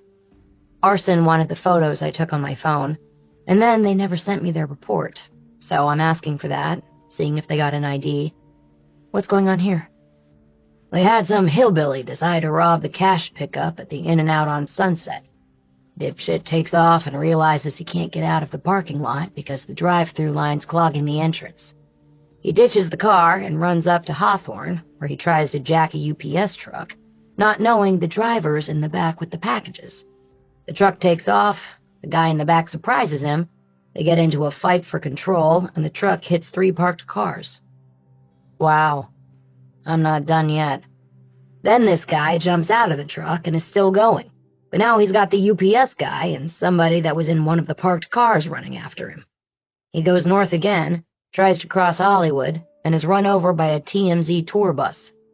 You know how much paperwork this has generated, Ballard. I've got 4 guys running OT, and 2 are borrowed from Wilshire. So I hope you weren't planning to hit me up for a greenie on your crispy critter, are you?" A greenie was an overtime request card. "No, LT. No OT."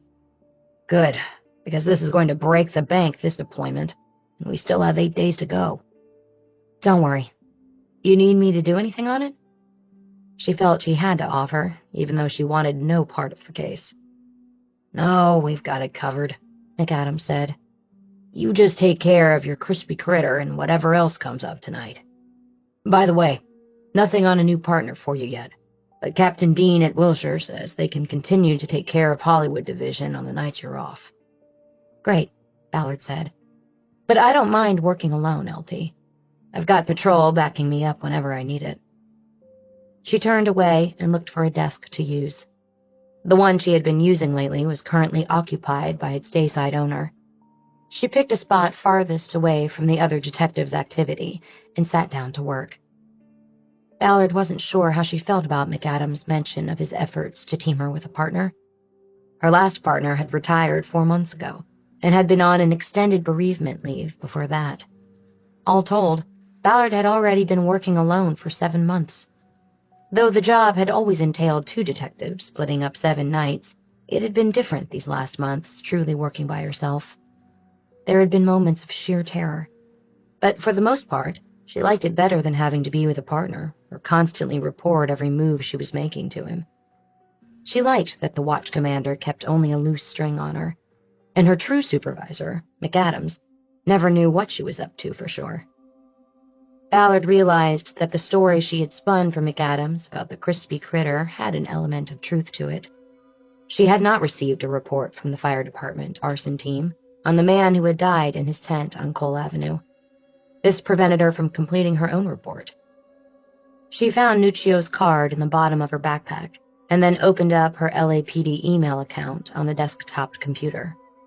She composed and sent Nuccio a message asking for the victim's ID, an official cause of death, and any other pertinent details, including whether the homeless man's next of kin had been located and informed of the death. She was not expecting to hear back from Nuccio until at least the next working day. She knew the arson guys were 9-to-5ers, unless they were called out or were running with the case. But her cell phone rang a minute after she sent the email. "Ballard, it's Nuccio. I just sent you an email. I read it. That's why I'm calling. You can stand down. RHD is taking it." "Wait, what?" "We're calling it a suspicious death after all, and that's the protocol. Robbery-homicide division handles it." "What's suspicious about the death?" "A few things. First of all, the dead guy has some juice, believe it or not, from a rich family down in San Diego, so that's going to sharpen the focus on this." "What's his name? Who is he?" His name is Edison Banks, Jr., and his father had a shipyard or something down there and got rich on Navy contracts. He died last year, and this kid in the tent inherited a bundle, but probably didn't know it. 5 years ago, his father got tired of his shit, gave him 10 grand in cash, and kicked him out of the house. He was 20. The family never heard from him again. I guess he used up the money and has been up here on the streets ever since. There's a younger brother, and now he gets all the dough. And you're saying that makes this suspicious? No, I'm saying that makes us want to check all the boxes on this. And in doing that, he got suspicious. How? 2 things. One is the autopsy. The blood alcohol screen was off the chart. Came back with a 3.6 PAC. That's like triple the drunk driving limit. More like quadruple. But he wasn't driving, Nuccio. I know that. But this kid is 5'8", 140 pounds, according to the autopsy. That much booze and he wouldn't be driving or anything else. He'd be down for the count. Ballard didn't bother schooling Nuccio on how blood alcohol content was not skewed by body size or weight. Doesn't matter how drunk he was. He still could have kicked the heater over in his sleep, she said. Maybe, Nuccio said. Except we examined the heater too.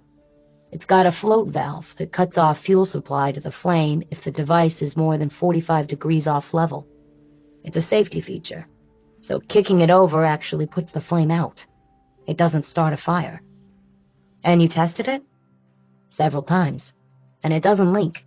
Only way to spill the fuel is to unscrew the cap and turn it on its side. But the cap was screwed on, so it's suspicious. This guy's in the tent, passed out.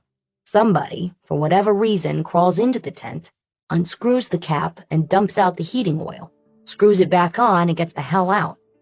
Then lights a match, throws it in, and whoosh! Poor guy never knew what hit him. That's the only way it would work, and that adds up to suspicious. RHD is taking it by protocol. Ballard was silent as she considered what Nuccio had described.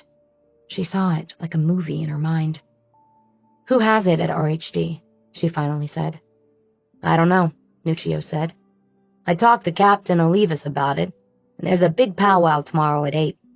I'll find out who he assigned it to then. Of course it was Olivas. RHD teams took the big cases. Ballard had been on one of those teams once, until defending herself against Olivas cost her the job. Okay, Nuccio, I'll see you there tomorrow, she said. What? Nuccio said. No, this was informational only. It's not your case, Ballard. RHD has it, and besides, you don't even know where the meeting is. I know that you go to RHD. RHD never comes to you. I'll see you there. She disconnected the call. She wasn't sure she would go to the meeting. It was her goal in life to never be in the same room with Olivas again. But she needed Nuccio to think she was coming. That would rattle him, and it would rattle Olivas when he was told. That's what Ballard wanted. Chapter 23. Ballard spent the first hour after roll call trying to get a line on Edison Banks, Jr. He had no criminal record, and his driver's license had expired 3 years earlier and had not been renewed. Ballard pulled up the DMV photo and estimated it was taken 7 years earlier when the license was issued. It showed a blonde-haired surfer type with thin lips and green eyes. Ballard printed it, even though she knew that it would probably be useless in terms of showing it to people who might have known Banks in recent years. Next, she started working the phone, calling shelters, soup kitchens, and homeless outreach centers in the Hollywood area. There weren't many of them, and not all of them operated 24 hours. She was looking for any sort of connection to Banks that she could have in her back pocket if she crashed the RHD meeting in the morning. She didn't expect to be allowed to stay on the case. That was a given with Olivas, the captain in charge. But if she could come up with information that kick-started the investigation or gave it a direction, then her actions on the night of the body's discovery might not be judged so harshly. She knew that Olivas would take any opportunity to second-guess her decisions, and she was vulnerable to criticism on this one. She had passed off what might have been determined to be a homicide to the LAFD arson squad, and that shouldn't have happened. She should have been the one to inform RHD, not the fire department. At the end of an hour, she had nothing. Banks had apparently steered clear of places where names and photos are taken in exchange for a bed, a hot meal, or a bar of soap. Or he was using an alias. Either way, he had successfully stayed off the grid. It clearly suggested that Banks had been hiding his trail and didn't want his family to find him. She grabbed the DMV photo off the printer and a rover from the charging station before heading down the hallway to the watch office. She told Lieutenant Washington that she was going out to conduct a second-level canvass of the area, now that the death had been ruled suspicious. "Arson deaths go to RHD," Washington said. "I know," Ballard replied. "There's a meet tomorrow at 8. I just want to finish my report and pass it on.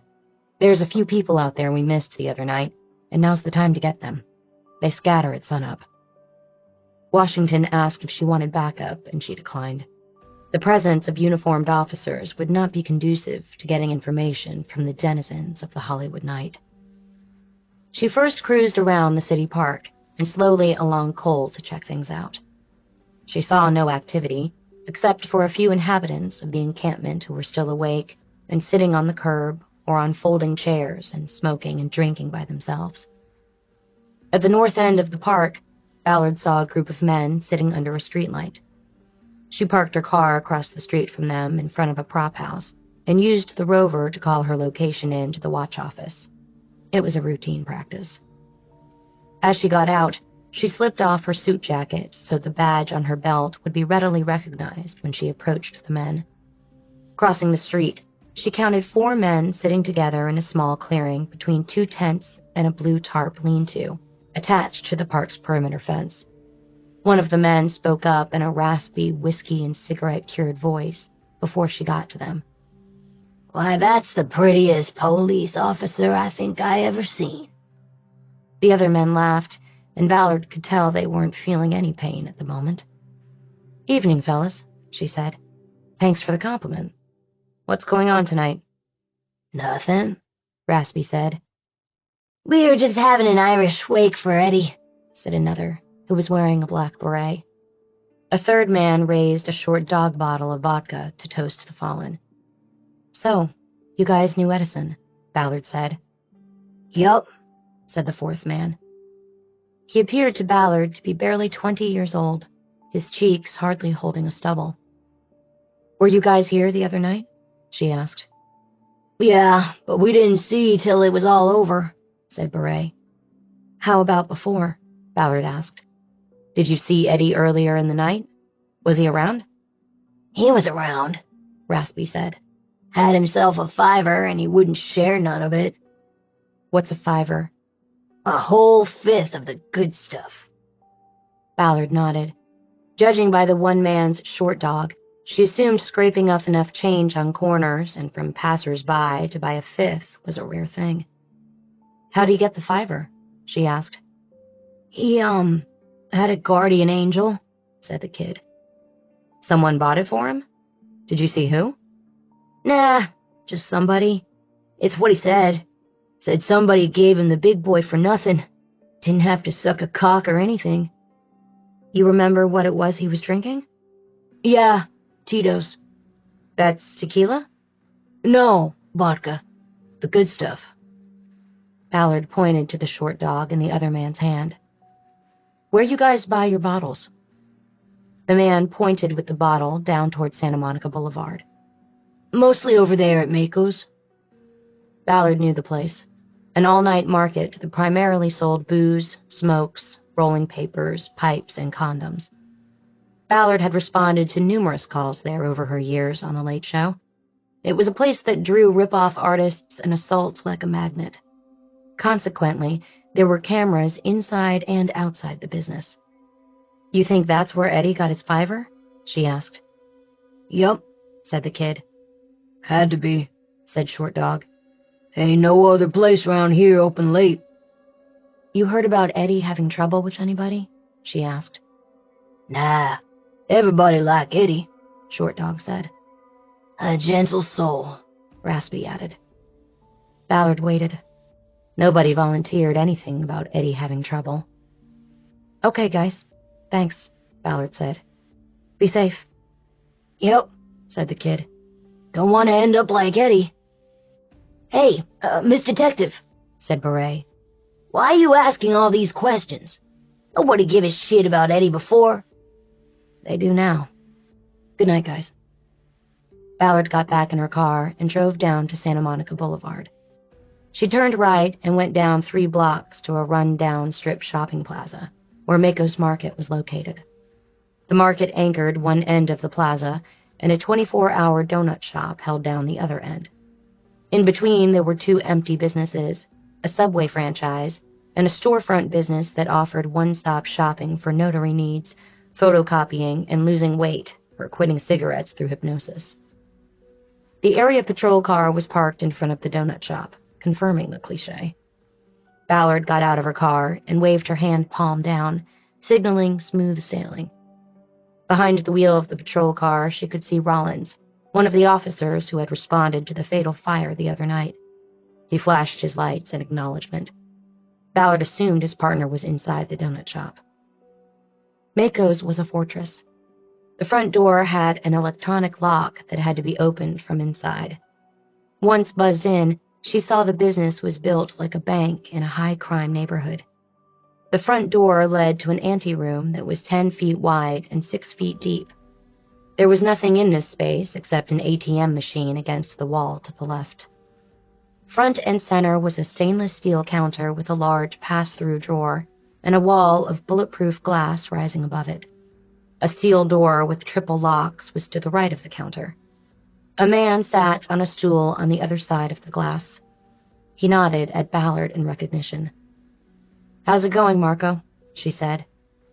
The man leaned forward, pushed a button, and spoke into a microphone. "All is okay, officer," he said. Ballard had heard a story about Marco Linkov, having ordered the sign out front many years ago, and then accepting the misspelled sign that arrived at half price. She didn't know if it was true. "You sell Tito's vodka?" Ballard asked. "Yes, sure," Marco said. "Got it in back." He started to slip off his stool. "No, I don't want any," Ballard said. "I just want to know. You sell a bottle of it the other night? Monday night?" Marco thought about it for a moment and slowly nodded. "Maybe," he said. "I think so." "I need to look at your video," Ballard said. Marco got off the stool. "Sure thing," he said. "You come in." He disappeared to his left, and Ballard heard the locks on the steel door being opened. She had expected no pushback on her request, no questions about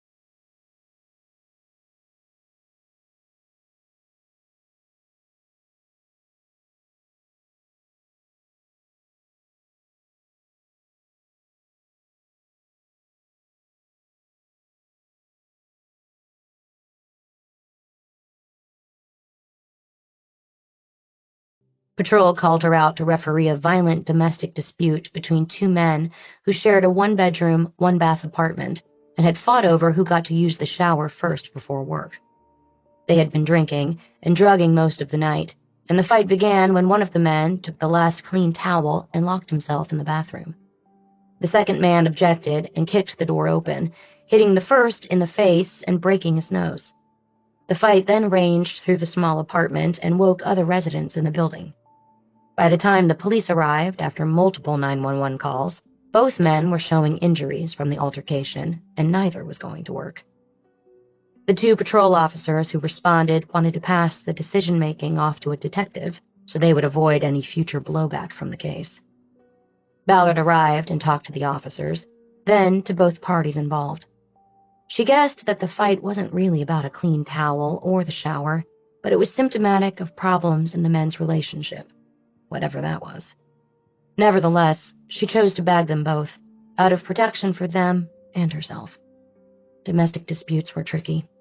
Calming anger, settling nerves, and then simply backing away might seem to be the most judicious path. But if an hour or a week or a year later, the same relationship ends in a killing, the neighbors talk to the news cameras and say the police came out before and did nothing. Better safe now than sorry later. That was the rule, and that was why the patrol officers wanted no part of the decision. Ballard arrested both men and had them transported separately to Hollywood Division Jail, where they would be held in adjoining cells. The paperwork involved in booking the two, plus Ballard's need to prepare other documents, pushed her past 7 a.m. and the end of shift. After filing the necessary arrest reports, Ballard took her city car downtown and parked on 1st Street in front of the PAB. There was no parking there, but she was late, and her hope was that any traffic officer would recognize the vehicle as a detective ride and leave it unticketed. Besides, she didn't expect to be inside long. She hooked her backpack over one shoulder and carried a brown paper evidence bag with her. On the 5th floor, she entered the robbery-homicide division, realizing that it was the first time she had been back since she involuntarily transferred to Hollywood Division's late show. She scanned the vast room, starting with the captain's office in the back corner. She saw through the glass wall that it was empty. There was no other sign of him, or of Nuccio and Spellman, so she proceeded to the war room. On the door, she saw that the sliding sign was moved to "In Use," and knew she had found her party.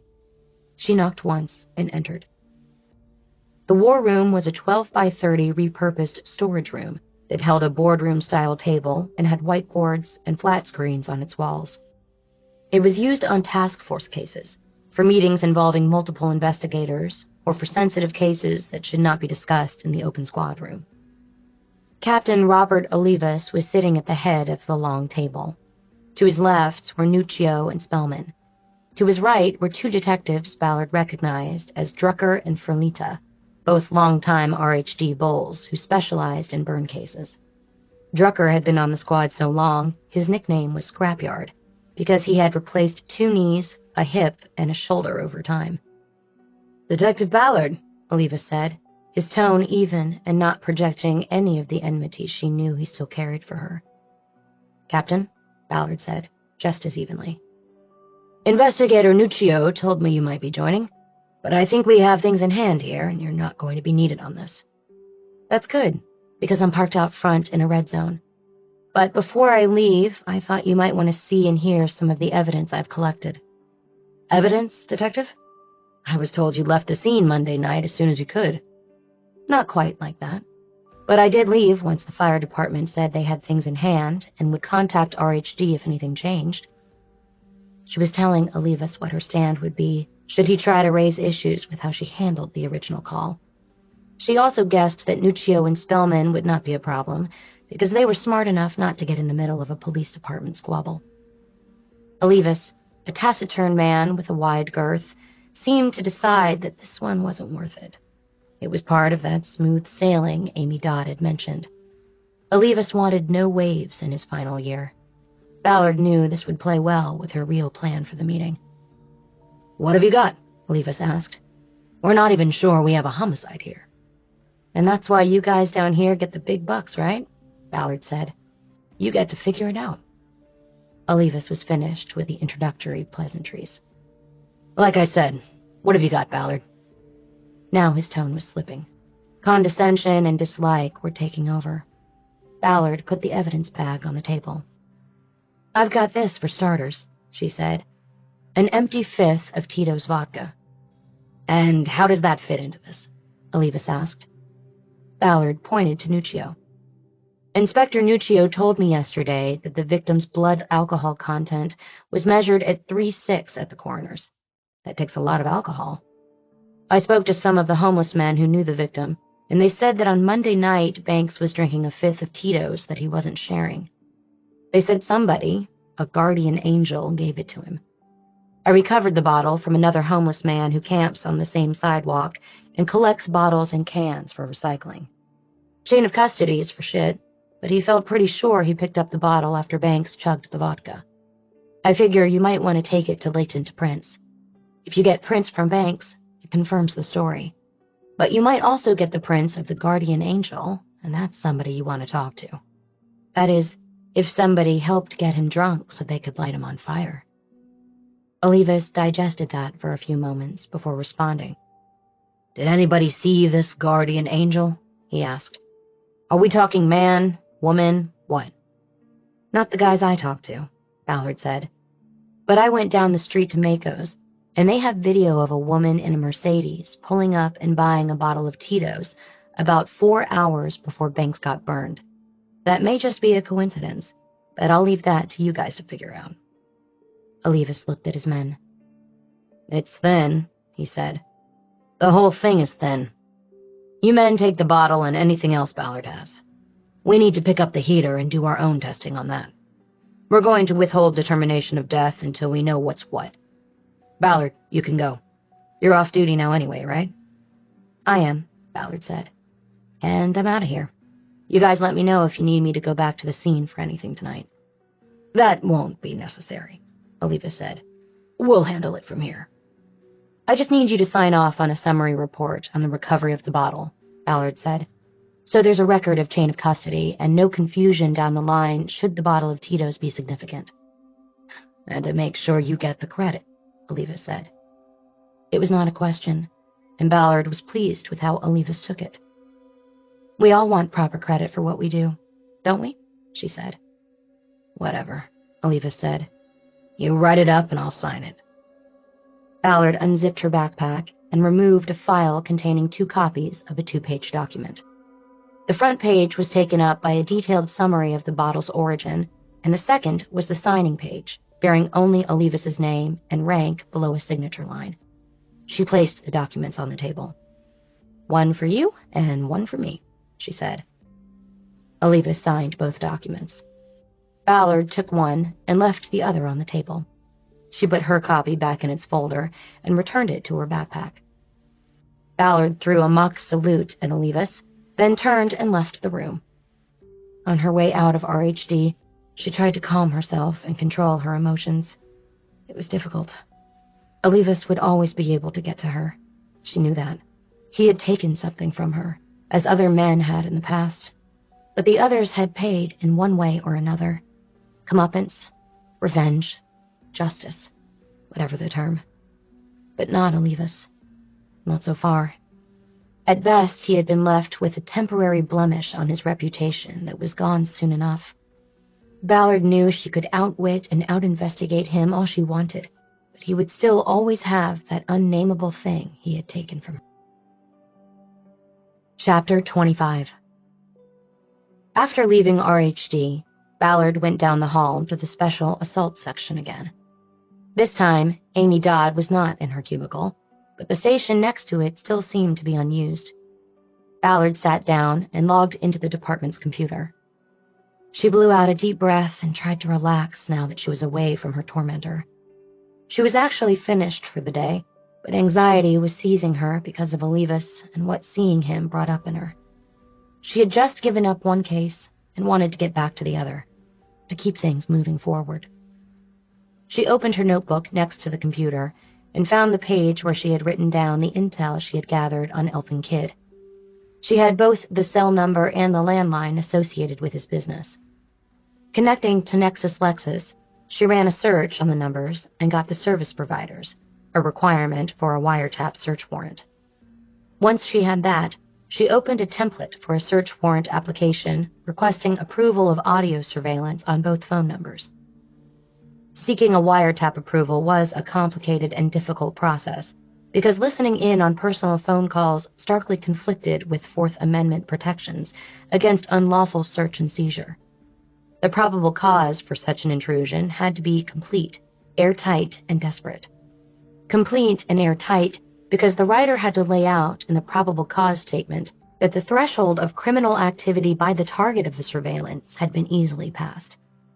Desperate because the investigator must also make a convincing argument for the wiretap being the only alternative for advancing the case against the intended target. A wiretap was supposed to be a last resort measure, and so required a detective to get the written approval of the department. It had to be signed off on by a high-ranking supervisor, like a captain or higher. It took Ballard an hour to write a 7-page probable cause document that was half boilerplate legalese and half an outline of the case against Kidd. It leaned heavily on information from an LAPD-certified informant named Denard Dorsey and stated that the wiretap was a last resort measure because the case was 29 years old and witnesses had died, had faded memories, or could not be located. The document did not mention that Dorsey had not been an active informant in more than a decade, or that Kidd had not been active in the rolling 60s Crips gang for even longer. As Ballard was proofing the statement on the screen, Amy Dodd arrived at her cubicle. "Well, this is getting to be a regular thing," she said. Ballard looked up at her. Dodd looked tired, as though she'd worked a long night on a case. Ballard once again was hit with concern. "Just in time," she said. "What's the printer code for this unit?" Dodd said she had to look it up. She sat down at her desk, logged in, then read the unit's printer ID off her screen. Ballard sent the probable cause document to be printed. "So what's up?" Dodd said from the other side of the partition. "You moving in over there?" "Writing a search warrant," Ballard said. "I have to take it over to Judge Thornton before he starts court." "Wiretap?" "Yeah, 2 lines." Judge Billy Thornton was the Superior Court's wiretap judge, meaning all search warrants for phone surveillance went through him for approval. He also ran a very busy courtroom that usually convened by 10 each morning. Following instructions from Dodd, Ballard went to a break area at the rear of the squad room to fish her document out of the printer. She then came back to her borrowed desk and pulled from her backpack the same file folder she had produced during the war room meeting with Olivas. She attached signature page from the chain of custody document to the back of the search warrant application and was ready to go. "I'm out of here," she announced. "You ever want to get together after work? I'm here, Amy. At least until the late show starts." "Thanks," Dodd said, seeming to pick up on Ballard's worry. "I might take you up on that." Ballard took the elevator down and then crossed the front plaza toward her car. She checked the windshield and saw no ticket. She decided to double down on her luck and leave the car there. The courthouse was only a block away on Temple. If she was fast and Judge Thornton had not convened court, she could be back to the car in less than a half hour. She quickened her pace. Judge Billy Thornton was a well-regarded mainstay in the local criminal justice system. He had served both as a public defender and as a deputy district attorney in his early years, before being elected to the bench and holding the position in Department 107 of the Los Angeles Superior Court for more than a quarter-century. He had a folksy manner in the courtroom that concealed a sharp legal mind. One reason the presiding judge assigned wiretap search warrants to him. His full name was Clarence William Thornton, but he preferred Billy, and his bailiff called it out every time he entered the courtroom. "The Honorable Billy Thornton, presiding." Thanks to the inordinately long wait for an elevator in the 50-year-old courthouse, Ballard did not get to Department 107 until 10 minutes before 10 a.m., and she saw that court was about to convene. A man in blue county jail scrubs was at the defense table, with his suited attorney sitting next to him. A prosecutor Ballard recognized but could not remember by name, was at the other table. They appeared ready to go, and the only party missing was the judge on the bench. Ballard pulled back her jacket so the badge on her belt could be seen by the courtroom deputy and went through the gate. She moved around the attorney tables and went to the clerk's station to the right of the judge's bench. A man with a fraying shirt collar looked up at her. The nameplate on his desk said, Adam Traynor. "Hi," Ballard whispered, feigning breathlessness so Traynor would think she had run up the 9 flights of steps and take pity. "Is there any chance I can get in to see the judge about a wiretap warrant before he starts court?" "Oh boy, we're just waiting on the last juror to get here before starting," Traynor said. "You might have to come back at the lunch break." "Could you please just ask him? The warrant's only 7 pages, and most of it's boilerplate stuff he's read a million times. It won't take him long." "Let me see. What's your name and department?" "Renee Ballard, LAPD. I'm working a cold case homicide, and there is a time element on this." Traynor picked up his phone, punched a button, and swiveled on his chair so his back was to Ballard, and she would have difficulty hearing the phone call. It didn't matter, because it was over in 20 seconds, and Ballard expected the answer was no as Traynor swiveled toward her. But she was wrong. "You can go back," Traynor said. "He's in his chambers. He's got about 10 minutes. The missing juror just called from the garage." "Not with those elevators," Ballard said. Traynor opened a half door in the cubicle that allowed Ballard access to the rear door of the courtroom. She walked through a file room and then into a hallway. She had been in judicial chambers on other cases before and knew that this hallway led to a line of offices assigned to the criminal court judges. She didn't know whether to go right or left until she heard a voice say, "Back here." It was to the left. She found an open door and saw Judge Billy Thornton standing next to a desk, pulling on his black robe for court. "Come in," he said. Ballard entered. His chambers were just like the others she had been in. A desk area and a sitting area surrounded on 3 sides by shelves containing legal volumes in leather bindings. She assumed it was all for show, since everything was on databases now. "A cold case, huh?" Thornton said. "How old?" Ballard spoke as she opened her backpack and pulled out the file. 1990, she said. "We have a suspect and want to stimulate a wire, get him talking about the case." She handed the file to Thornton, who took it behind his desk and sat down. He read through the pages without taking them out of the folder. "My clerk said there is a time element," he said. Ballard wasn't expecting that. Well, he's a gang member, and we've talked to some others in the gang about the case," she said, improvising all the way. "It could get back to him before we have a chance to go in and stir things up. Get him talking on the phone."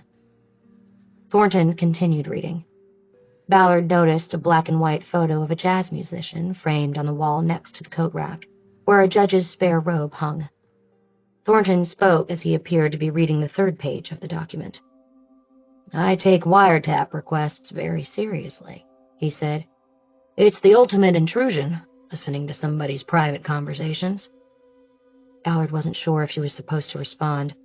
She thought maybe Thornton was speaking rhetorically. She answered anyway, in a nervous voice. "We do too," she said.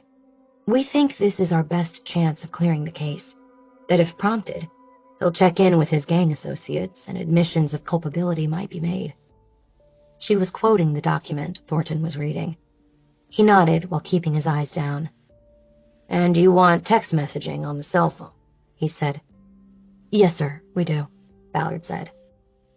When he got to the 6th page, she saw him shake his head once, and she began to think he was going to reject the application. "You say this guy was high up in the gang," Thornton said. "Even back at the time of the killing, he was high up. You think he did the actual killing?" We do, yes," Ballard said. "He was in a position to order it done, but because of the possible embarrassment of the situation, we think he did it himself." She hoped the judge wouldn't ask who "we" constituted, since she was working the case alone at this point.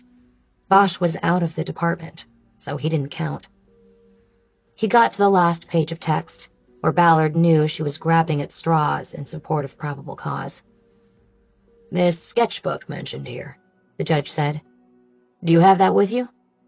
Yes, sir, Ballard said. Let me take a look at it. Yes, sir.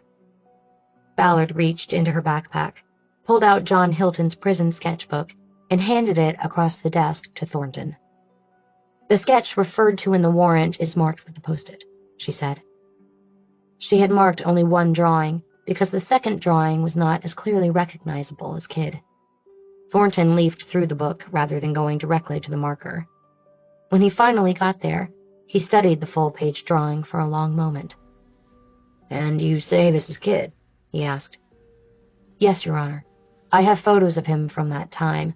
Mugshots, if you want to see them. Yeah, let me take a look. Ballard returned to the backpack while the judge continued. My concern is that you're making a subjective conclusion that, first, this drawing is of Kid, and second, that the drawing implies some sort of prison romance. Ballard opened her laptop and pulled up the photos of Kid taken while he was in Corcoran. She turned the screen to the judge. He leaned in to look closely at the photos. You want me to enlarge them? Ballard asked. That's not necessary, Judge said. I concede that that is Mr. Kidd. What about the romantic relationship? You don't have proof of that, other than to say you can see it in this drawing. Hilton might have just been a good artist. I see it in the drawing, Ballard said, maintaining her ground. Plus, you have the victim's roommate confirming that he was gay and that he was fixated on someone. You have the fact that Hilton was murdered in an alley controlled by Kidd at a time when Kidd had cleared out all other gang members. I believe Hilton was in love with him, and what happens in prison stays in prison. Kidd could not have exposure of the relationship undermine his position of authority in the gang. I think it's there, Your Honor. I decide that, don't I? Thornton said. Yes, Your Honor. Well, your theory is there, Thornton said. Some of it is supported by probable cause, but as I say, some is assumption, even conjecture. Ballard didn't respond. She felt like a student being chewed out after school by her teacher. She knew she was going down in flames. Thornton was going to say she didn't have it, to come back when the probable cause was on solid footing. She watched him flip up the last page to the signature line with Olivas' name on it. You're working for Captain Olivas on this? He asked. He's in charge of cold cases, Ballard said. And he signed off on this? Yes, sir. Ballard suddenly felt ill, sick to her stomach. She realized that her deception had sent her down a bad path. She was lying to a superior court judge. Her enmity for Olivas had led her to carry her subterfuge to a person she had only respect for. She now regretted ever taking the murder book from Bosch.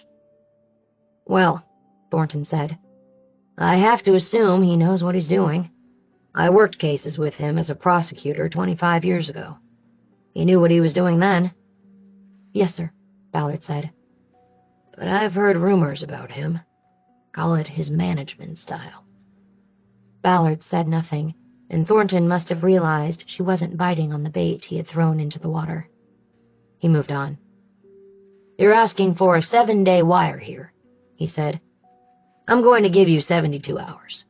If you don't have anything by then, I want you off the lines. Shut it down. You understand, Detective? Yes, sir. 72 hours. Thank you. Thornton went through the process of signing the orders she would give to the service providers on Kidd's phones. Ballard wanted him to hurry so she could get out of there before he changed his mind. She was staring at the photo of the musician on the wall, but not really seeing it, as she thought about the next steps she would take. You know who that is? The judge asked. Ballard came out of the reverie. No, she said. I was just wondering. The brute and the beautiful. That's what they called him, Thornton said. Ben Webster. He could make you cry when he played the tenor sax. But when he drank, he got mean. He got violent. I see that story all the time in my courtroom. Ballard just nodded. Thornton handed her the documents. Here's your search warrant, he said. Bosch, Chapter 26. Bosch sat at his dining room table with copies of documents from the Walter Montgomery case broken into 6 stacks in front of him. In the stacks were all the records of the LAPD investigation of the judge's murder that Mickey Haller had received in discovery prior to trial. Knowing what he did about homicide detectives, prosecutors, and the rules of discovery, Bosch was pretty sure he didn't have everything that had been accumulated during the investigation, but he had enough to at least begin his own. And Bosch was also sure that he was the only one investigating the matter. Jerry Gustafson, the lead detective, had made it clear when the murder charges against Jeffrey Hurstadt was dismissed that he felt the murderer had been set free. To take a new look at this investigation would be to disavow his prior conclusion. The sins of pride and self-righteousness left justice for Judge Montgomery swaying in the wind. That bothered Bosch to no end. The 6 stacks in front of him represented the 5 tracks of investigation being carried out by Gustafson and his partner, Orlando Reyes, up until they got the DNA hit on Hurstadt from the judge's fingernail scrapings. That stopped investigation of anyone other than Hurstadt. This was a form of tunnel vision that Bosch had seen before and had probably been guilty of himself when he had been on LAPD homicide duty. With the advent of forensic DNA, he had repeatedly seen science take over investigations. DNA was the panacea. A match turned an investigation into a one-way street, a prosecution into a slam dunk. Gustafson and Reyes dropped all non-Hurstadt avenues of investigation once they believed they had their man. The 6th stack of documents included the case chrono and other ancillary reports on the murder, including the autopsy report and statements from witnesses who were in the park where the deadly attack occurred. The docs in the 6th stack were germane to all 5 of the other paths of investigation. Bosch had already separated out the documents regarding the Hurstadt path and put them aside. There were also several discs containing video from cameras in the area, including 3 that were focused on the park. Bosch was aware of these from the Hurstadt trial, but reviewed them in their entirety first. None of the cameras in the park had caught the actual murder because it had occurred in a blind spot, behind a small building that housed the elevators that carried people to and from the underground parking complex. Other discs turned over in discovery included video from cameras inside the 2 elevators and the 5-floor garage, but these showed no suspects or even elevator riders at the time of the killing. The park cameras were useful for one thing. They pinpointed the time of the murder. Judge Montgomery was seen walking down the steps from Grand Street, where he had just had breakfast. He was trailing 20 feet behind a blonde woman, who was also heading toward the courthouse, with what appeared to be a name tag clipped to her blouse. The woman walked behind the elevator building and Montgomery followed. A few seconds later, the woman emerged and continued toward the courthouse, but Montgomery never came into camera view again. His attacker had been waiting in the blind. He was stabbed, and then the attacker was believed to have used the elevator blind to slip into a stairwell next to the elevators and escape.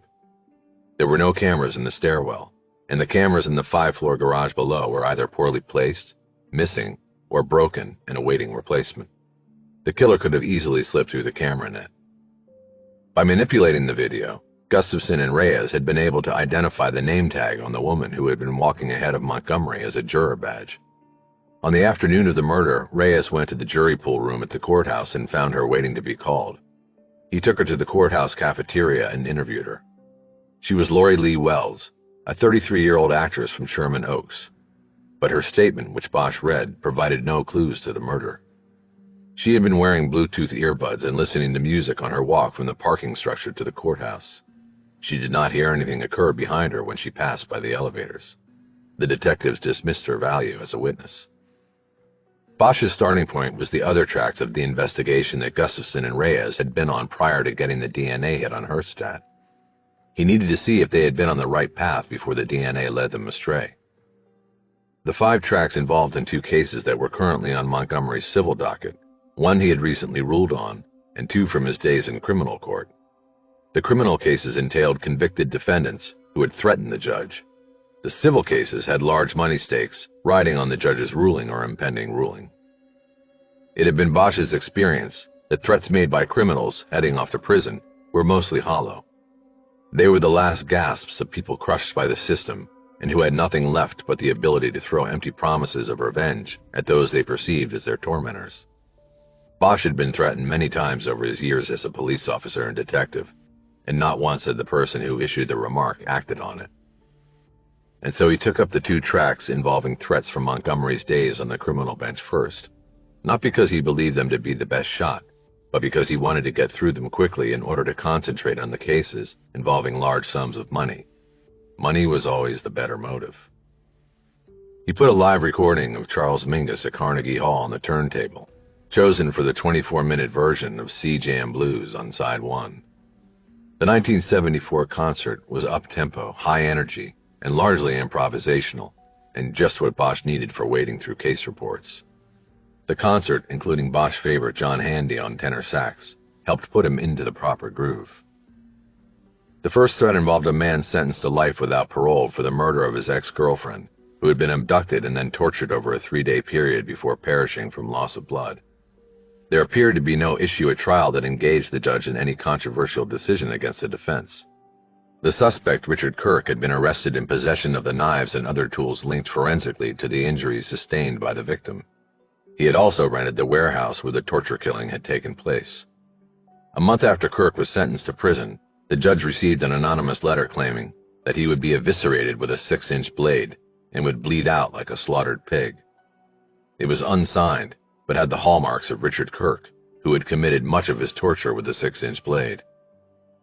While Montgomery had not been eviscerated, he had been stabbed 3 times in a concentrated area of his torso under his right arm, suggesting a prison-style shanking, 3 quick thrusts with the blade. When the threatening letter came in, a sheriff's department investigation was opened, and a fingerprint on the stamp attached to the anonymous letter was traced to a legal clerk who worked for Kirk's defense attorney. When confronted, the defense attorney acknowledged taking the letter from Kirk while on a visit with his client to discuss an appeal. He said he never read the letter because it was in a sealed envelope. He simply handed it over to his clerk to mail. The investigation resulted in Kirk being placed in solitary confinement for a year, and his attorney being quietly disciplined by the California bar. The incident also put Kirk on the radar of the detectives working Montgomery's killing. Reyes requested a list of any prison associates of Kirk's who had been released in the prior year, the theory being that Kirk may have somehow paid an inmate about to be paroled to hit Montgomery. The list included only one man who was paroled to Los Angeles a month before the Montgomery slaying. He was interviewed and alibied through cameras at the halfway house he was required to live in. Gustafson took the investigation no further once Herstadt became their primary suspect. Bosch got up and flipped the record. The band Mingus had put together went into a song called Perdido. Bosch picked up the album cover and studied it. There were 3 photos of Mingus, his big arms around his stand-up bass, but none of the pictures fully revealed his face. In one shot, his back was to the camera. It was the first time Bosch had noticed this, and it was a curious thing. He went to his record stack and flipped through his other Mingus albums. Almost all of them clearly showed his face, including 3 where he was lighting or smoking a cigar. He wasn't shy in life or on other album covers. The Carnegie Hall album photos were a mystery. Bosch went back to work, moving on to the second threat from the criminal side of Montgomery's history as a jurist. This one involved a case where a ruling by Montgomery was reversed on appeal, and a new trial ordered because of an error the judge had made in his instructions to the jury. The defendant was Thomas O'Leary, an attorney who had been convicted of 2 counts of cocaine possession. According to Gustafson's summary of the case, O'Leary was snared in an undercover operation in which a sheriff's department deputy posed as a drug dealer, engaged O'Leary to defend him, and paid for his services 3 different times with quantities of cocaine. Cameras in an undercover car recorded O'Leary receiving the drugs. At trial, O'Leary conceded that he had received the drugs, but put forward an entrapment defense, arguing that he had never previously accepted drugs in payment. He also claimed that the government was targeting him in retribution for his defending high-profile clients in other cases brought by the sheriff's narcotics unit. O'Leary's contention was that he was not predisposed to break the law in such a way until the undercover deputy persuaded him to. Part of the entrapment instruction Judge Montgomery gave to the jury was that O'Leary could not be convicted if the jury found that he had not been predisposed to commit the crime in the first incident. He erroneously refused to allow an additional instruction requested by the defense that if O'Leary was not convicted in the first incident, that he could not be convicted in the following 2 because they were essentially the fruit of the first offense. The jury found O'Leary not guilty of the first charge, but convicted him on the second two, and Montgomery sentenced him to 11 years in prison. More than a year passed before the appellate court ruled in O'Leary's favor, ordering him released from prison on bail and to face a new trial. The district attorney's office decided not to pursue the case a second time, and charges against O'Leary were dropped. By that time, he had been disbarred and divorced by his wife. He was working as a legal assistant in a law firm. During the final hearing at which the charges were dropped and the case dismissed, O'Leary had lashed out at Montgomery, not specifically threatening him with violence, but yelling in court that the judge would pay someday for the mistake that cost O'Leary his career, his marriage, and his life savings. Gustafson and Reyes investigated O'Leary and checked out his alibi, determining that at the exact time of the murder, his employee ID for the law firm he worked at had registered at the security entrance of the company's building.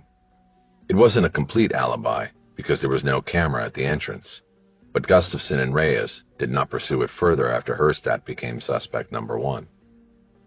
Bosch wrote a few notes down on a pad, ideas for how he might follow up on both of these tracks. But his gut told him that neither Kirk nor O'Leary was good for the killing, no matter how angry he was at Montgomery. He wanted to move on to the other three tracks to see if they were more viable. He got up from the table to walk a bit before diving back in. His knees stiffened when he held it in a sitting position too long. He walked out onto the back deck of his house and checked out the view of the Cahuenga Pass. It was only mid-afternoon, but the freeway down below was slow-moving and clogged in both directions. He realized he had worked straight through the morning. He was hungry, but decided to put another hour into the case before going down the hill and getting something that would count as both lunch and dinner. Back inside, the music had stopped, and he went to the record stack to make another selection that would keep his momentum up. He decided to stay with a strong bass quarterbacking the band and started flipping through his Ron Carter albums. He was interrupted by the doorbell. Bosch. Chapter 27. Ballard was at the door. I need your help. Bosch stepped back and let her enter. He then followed her in, noticing that she had a backpack over her shoulder. As she walked past the dining room table, she looked down at the documents stacked in separate piles. Is that the Montgomery case? Yes. We got a copy of the murder book in Discovery. I'm just looking at the other. Great. So you're working here on it? Where else would I? No, that's good. I want you to help me from here. She seemed nervous, ramped up. Bosch wondered if she had slept since finishing her shift. What are we talking about here, Renee? I need you to monitor a wiretap when I'm not able to. I have the software on my laptop, and I can leave it with you. Bosch paused to gather his thoughts before replying. This is in regard to the Hilton case? Yes, of course. Our case. You can work on Montgomery, but when a call or text comes in, you'll get an alert on my laptop, and you just need to monitor it. It'll be good that you have something else to do while monitoring. She gestured toward the stacks spread on the table.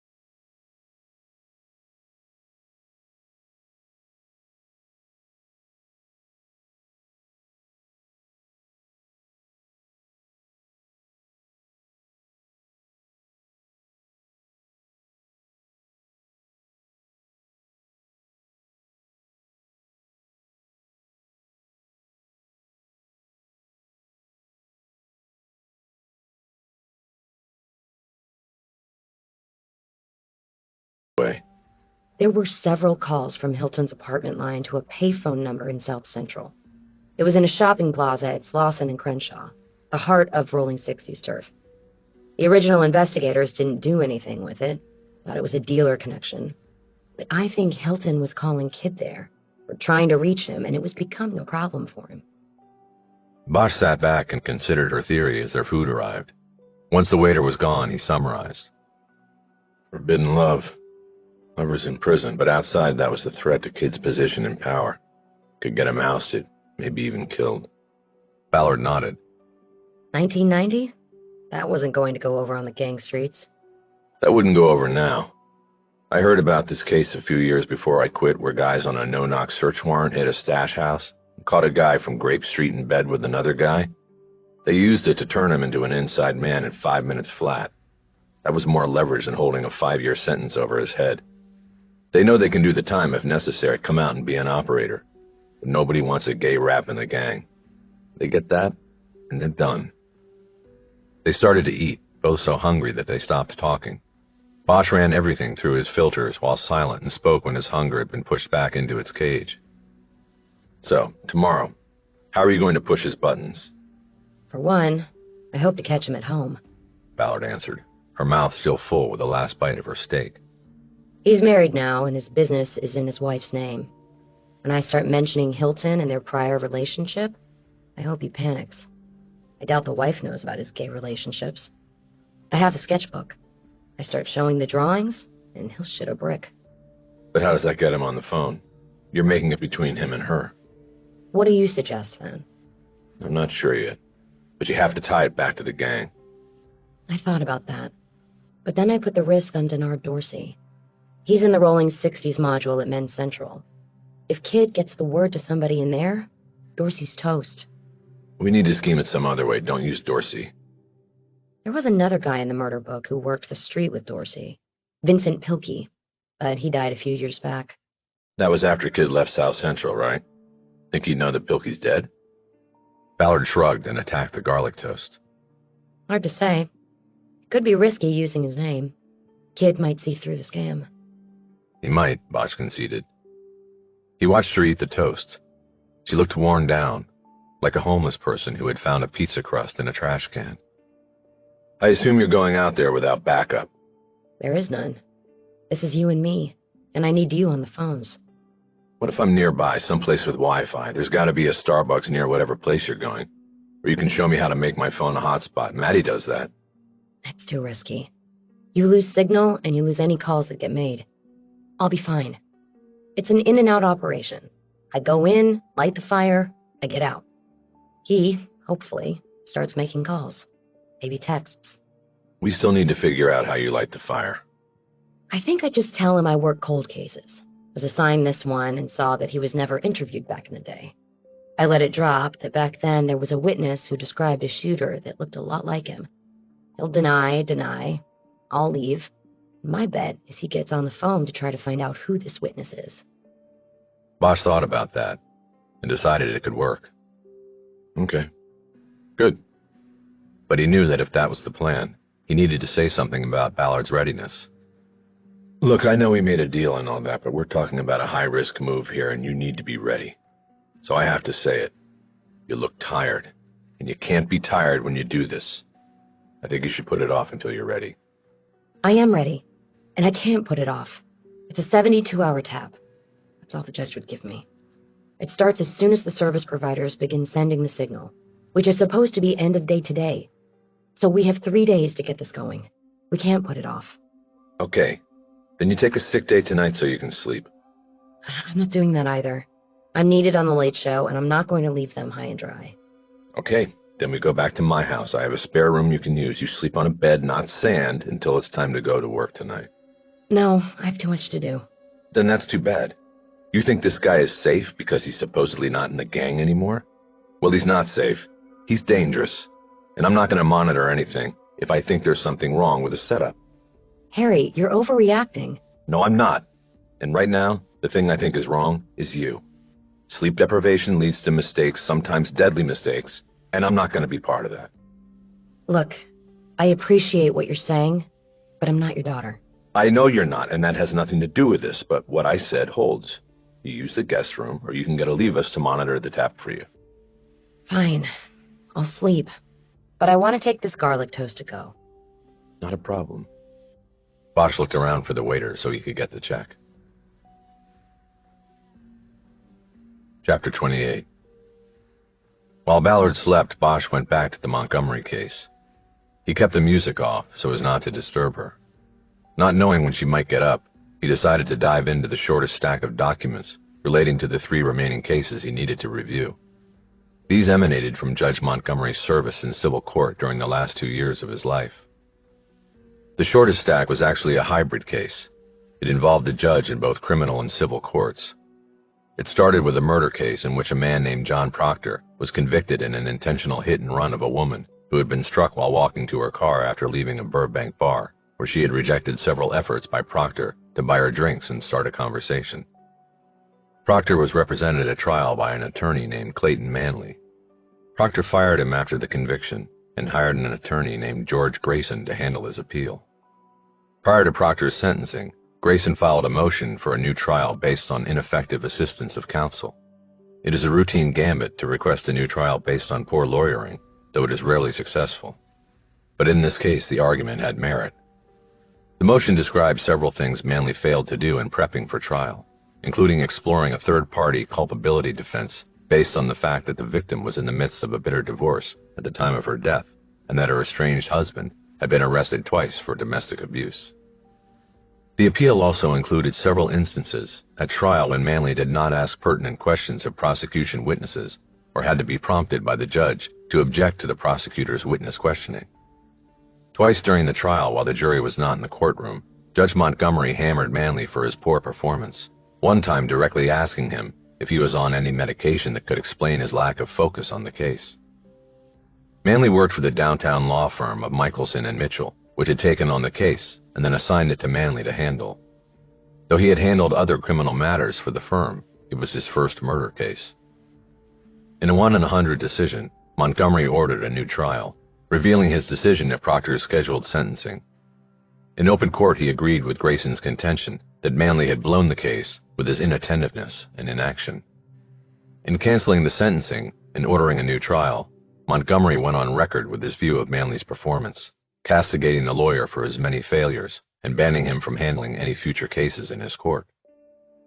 A reporter from the Los Angeles Times was in the courtroom there to report on the sentencing in a case that had drawn significant media attention because of the nature of the crime. Instead, he left with a story about Manley, which when published the next day included many of Judge Montgomery's harshest quotes. Manley quickly became a courthouse whipping boy, the butt of many lawyer jokes traded in courthouse hallways. He even soon garnered the nickname Unmanly. At the new trial, the jury found John Proctor not guilty. No one else was ever charged in the killing. Montgomery then was shifted by the chief judge to civil court and soon enough became embroiled in one himself. Clayton Manley sued the judge for defamation, seeking damages for the unjust and untrue statements Montgomery had made in court that were then disseminated by the media. Manley claimed in the filing that Montgomery had turned him into a courthouse pariah and destroyed his career.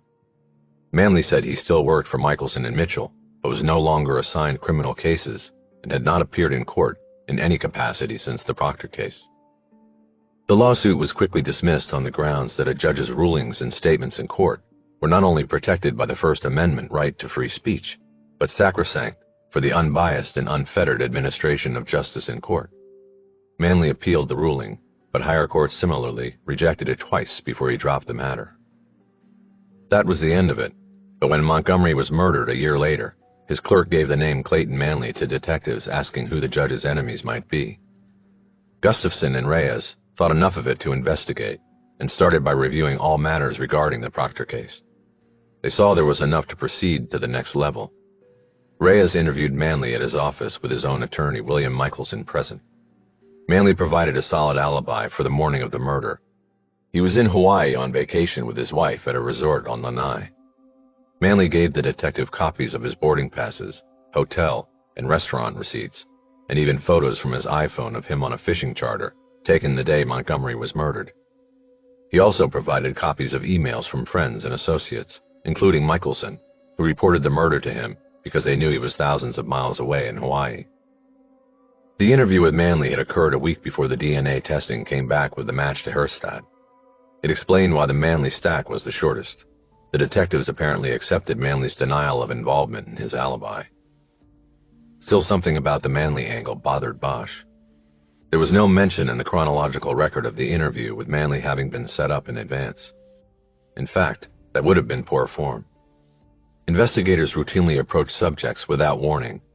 It is better to get extemporaneous answers to questions rather than prepared statements. It's a basic rule of homicide work. Don't let them see you coming. But with no indication in the documents that Reyes gave any prior warning that he was coming to talk to Manley, the attorney was apparently prepared for the interview. He had his own attorney present, and alibi documentation ready to be turned over. Bosch wondered if that bothered Reyes or Gustafson, because it bothered him. True, Manley had had a protracted dispute with Montgomery, so we could probably assume the police would want to talk to him. That wasn't suspicious to Bosch. Even having a lawyer present didn't raise an eyebrow. It was a law firm after all. But the detail of the alibi was what bothered Bosch the most. It appeared to be bulletproof, right down to his providing the digital timestamp with the Hawaii photo taken just a few minutes before Montgomery was bladed in L.A. It had been Bosch's experience that an alibi, even a legitimate one, was seldom bulletproof. This one felt to Bosch like a setup, like maybe Manley knew precisely when he would need an alibi. Gustafson and Reyes apparently didn't feel the same way. A week later, they dropped Manley from consideration when the DNA report landed. Bosch didn't think he would have done so, even with a direct DNA match to another suspect. He wrote a note on his pad. It was just one word: Manley. Bosch was comfortable dropping the first two avenues of investigation he had reviewed, but he felt Manley warranted further follow-up. Bosch got up from the table and worked the stiffness out of his knee. He grabbed the cane he had leaned into a corner next to the front door and went out for a short walk, up the hill for a block, and then back down. The knee got loose and felt pretty strong. He looked forward to retiring the cane completely in a few more days. When he got back inside the house, he found Ballard sitting at the table where he had been working. Who's Manley? Just a guy, maybe a suspect. I thought you were going to sleep longer than a couple hours. Didn't need to. I feel refreshed. 2 hours on a bed is worth 5 on the sand. When are you going to stop doing that? I don't know. I like being by the water. My father used to say that salt water cures everything. There are other ways to accomplish that. You might be refreshed now, but by tomorrow morning you're going to be dragging ass when you go off to confront Kid. I'll be fine. I do this all the time. That's not reassuring. We have to work out some kind of signal so I can get you back up if you need it. You going in by yourself is crazy. I work every night by myself. This is nothing new. Bosch shook his head. He still wasn't happy. Look, what I want to do now is show you the software on my laptop so you can monitor everything after I go out there and stir up his shit. I'm going to come by in the morning and leave my laptop with you before going out there. You can't just transfer it to my computer? Not possible. It's proprietary. But it will only take a few minutes to bring you up to date on everything. I know you're old school and never did it this way. Just show me. Bosch cleared space on the table so she could sit next to him. She opened the monitoring program. Oh, good. We're up. The tap is in place. So the 72-hour clock is already ticking. Right. But of course, nothing said today is going to be worth a shit, since he doesn't even know he's being investigated. Ballard showed him how to run the software. She set separate alarm tones for Elvin Kid's cell and landline, which would sound on the computer anytime a call came in or went out. There was a third tone for text messages coming in or going out. She reiterated the rules of listening in. By law, the police were forbidden from listening to personal calls. If a call was not specifically about the crime documented in the probable cause statement in the search warrant, the listener had to turn off the speaker, but was allowed to check in briefly every 30 seconds to confirm the ongoing phone conversation was personal in nature. The software recorded only what was live monitored. Calls not listened to were not recorded. This was why a wiretap required around-the-clock monitoring. It had been at least 10 years since Bosch had been involved in a wiretap case. The software was all new, but the rules had not changed. He told Ballard that he understood all of that. What about the fact that I'm not a cop anymore? What if something good comes in after you shake his tree, and I'm sitting here by myself? You're still a reserve with the San Fernando PD, aren't you? After leaving the LAPD, Bosch had signed on as a reserve at the tiny city in the Valley's police department to work cold cases. But his tenure there had ended almost a year before, when he was accused of cutting too many corners on cases. Well, sort of. They haven't gotten around to taking my badge because there's still a couple cases I worked on that haven't gotten to court. The prosecutors want me to have a badge and be a reserve when I have to testify, so technically, yes, I'm a reserve officer, but I'm not really doing... Doesn't matter. You have a badge, and a reserve is still a sworn officer. We're good. You can do this. Okay. So I'll come by in the morning, leave this with you, and you just leave it on while you do your work. And when you hear any of the alarms, just start listening and recording until you know what kind of call it is. And you'll call me as soon as you're going in. Yes. And when you're out, when you're clear. Roger that. You don't have to worry. Somebody does. What about using a couple Rialto PD uniforms for backup, to wait outside while you're inside? If you insist, I will do that. I insist. Okay. I'll call on my way out there, see if they can spare a car. Good. That made Bosch feel better about everything. He just had to make sure in the morning she did as she said she would. Ballard was reaching for her laptop to close it when one of the tones she had programmed sounded. Ooh, incoming call. We get to see how this works.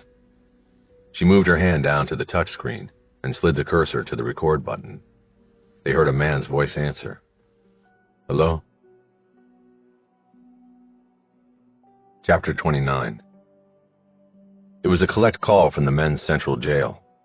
A robot voice informed the recipient that the call was coming from D squared, and that he needed to hit the number 1 button to accept the call and the number 2 button to decline it. The call had come in on Elvin Kidd's cell. He accepted the call. Yo, E, that's you, nigga? What you want, boy? I ain't putting up no bail on you, man. I'm out. You know that. No, my nigga. I ain't want nothing. They got me on a parole hold anyway. I was just giving you a heads up, man. About what? Ballard grabbed the pad Bosch had written the name Manley on, scribbled a note, and slid it in front of Bosch. D squared equals Denard Dorsey. Talked to him yesterday. Bosch nodded. He understood now who was calling Kidd. Kidd and Dorsey couldn't hear them if Ballard and Bosch talked, but they maintained silence because they wanted not to miss anything. It's about that thing in the alley way back when, man. Some cop come in here asking all about that thing that happened with that white boy. Asking what? Like I was there and what was going on. What'd you tell him? I didn't say shit. I wasn't even there. But I thought, I should tell you they're still interested. You know what I mean? Keep your head down, Nick. When was this? She came up in here Tuesday. They put me in a room with her. She? A lady cop. Kinda I'd like to see on my bone, too. She got a name? Something like Ballard or something. I didn't properly catch it at the start because I was like, what you want with me, motherfucker? But she knew some shit, man. She knew me and V-Dog worked that alley back in the day. You remember him? He died up in Folsom or some shit. It's like one of them cold case things, you know?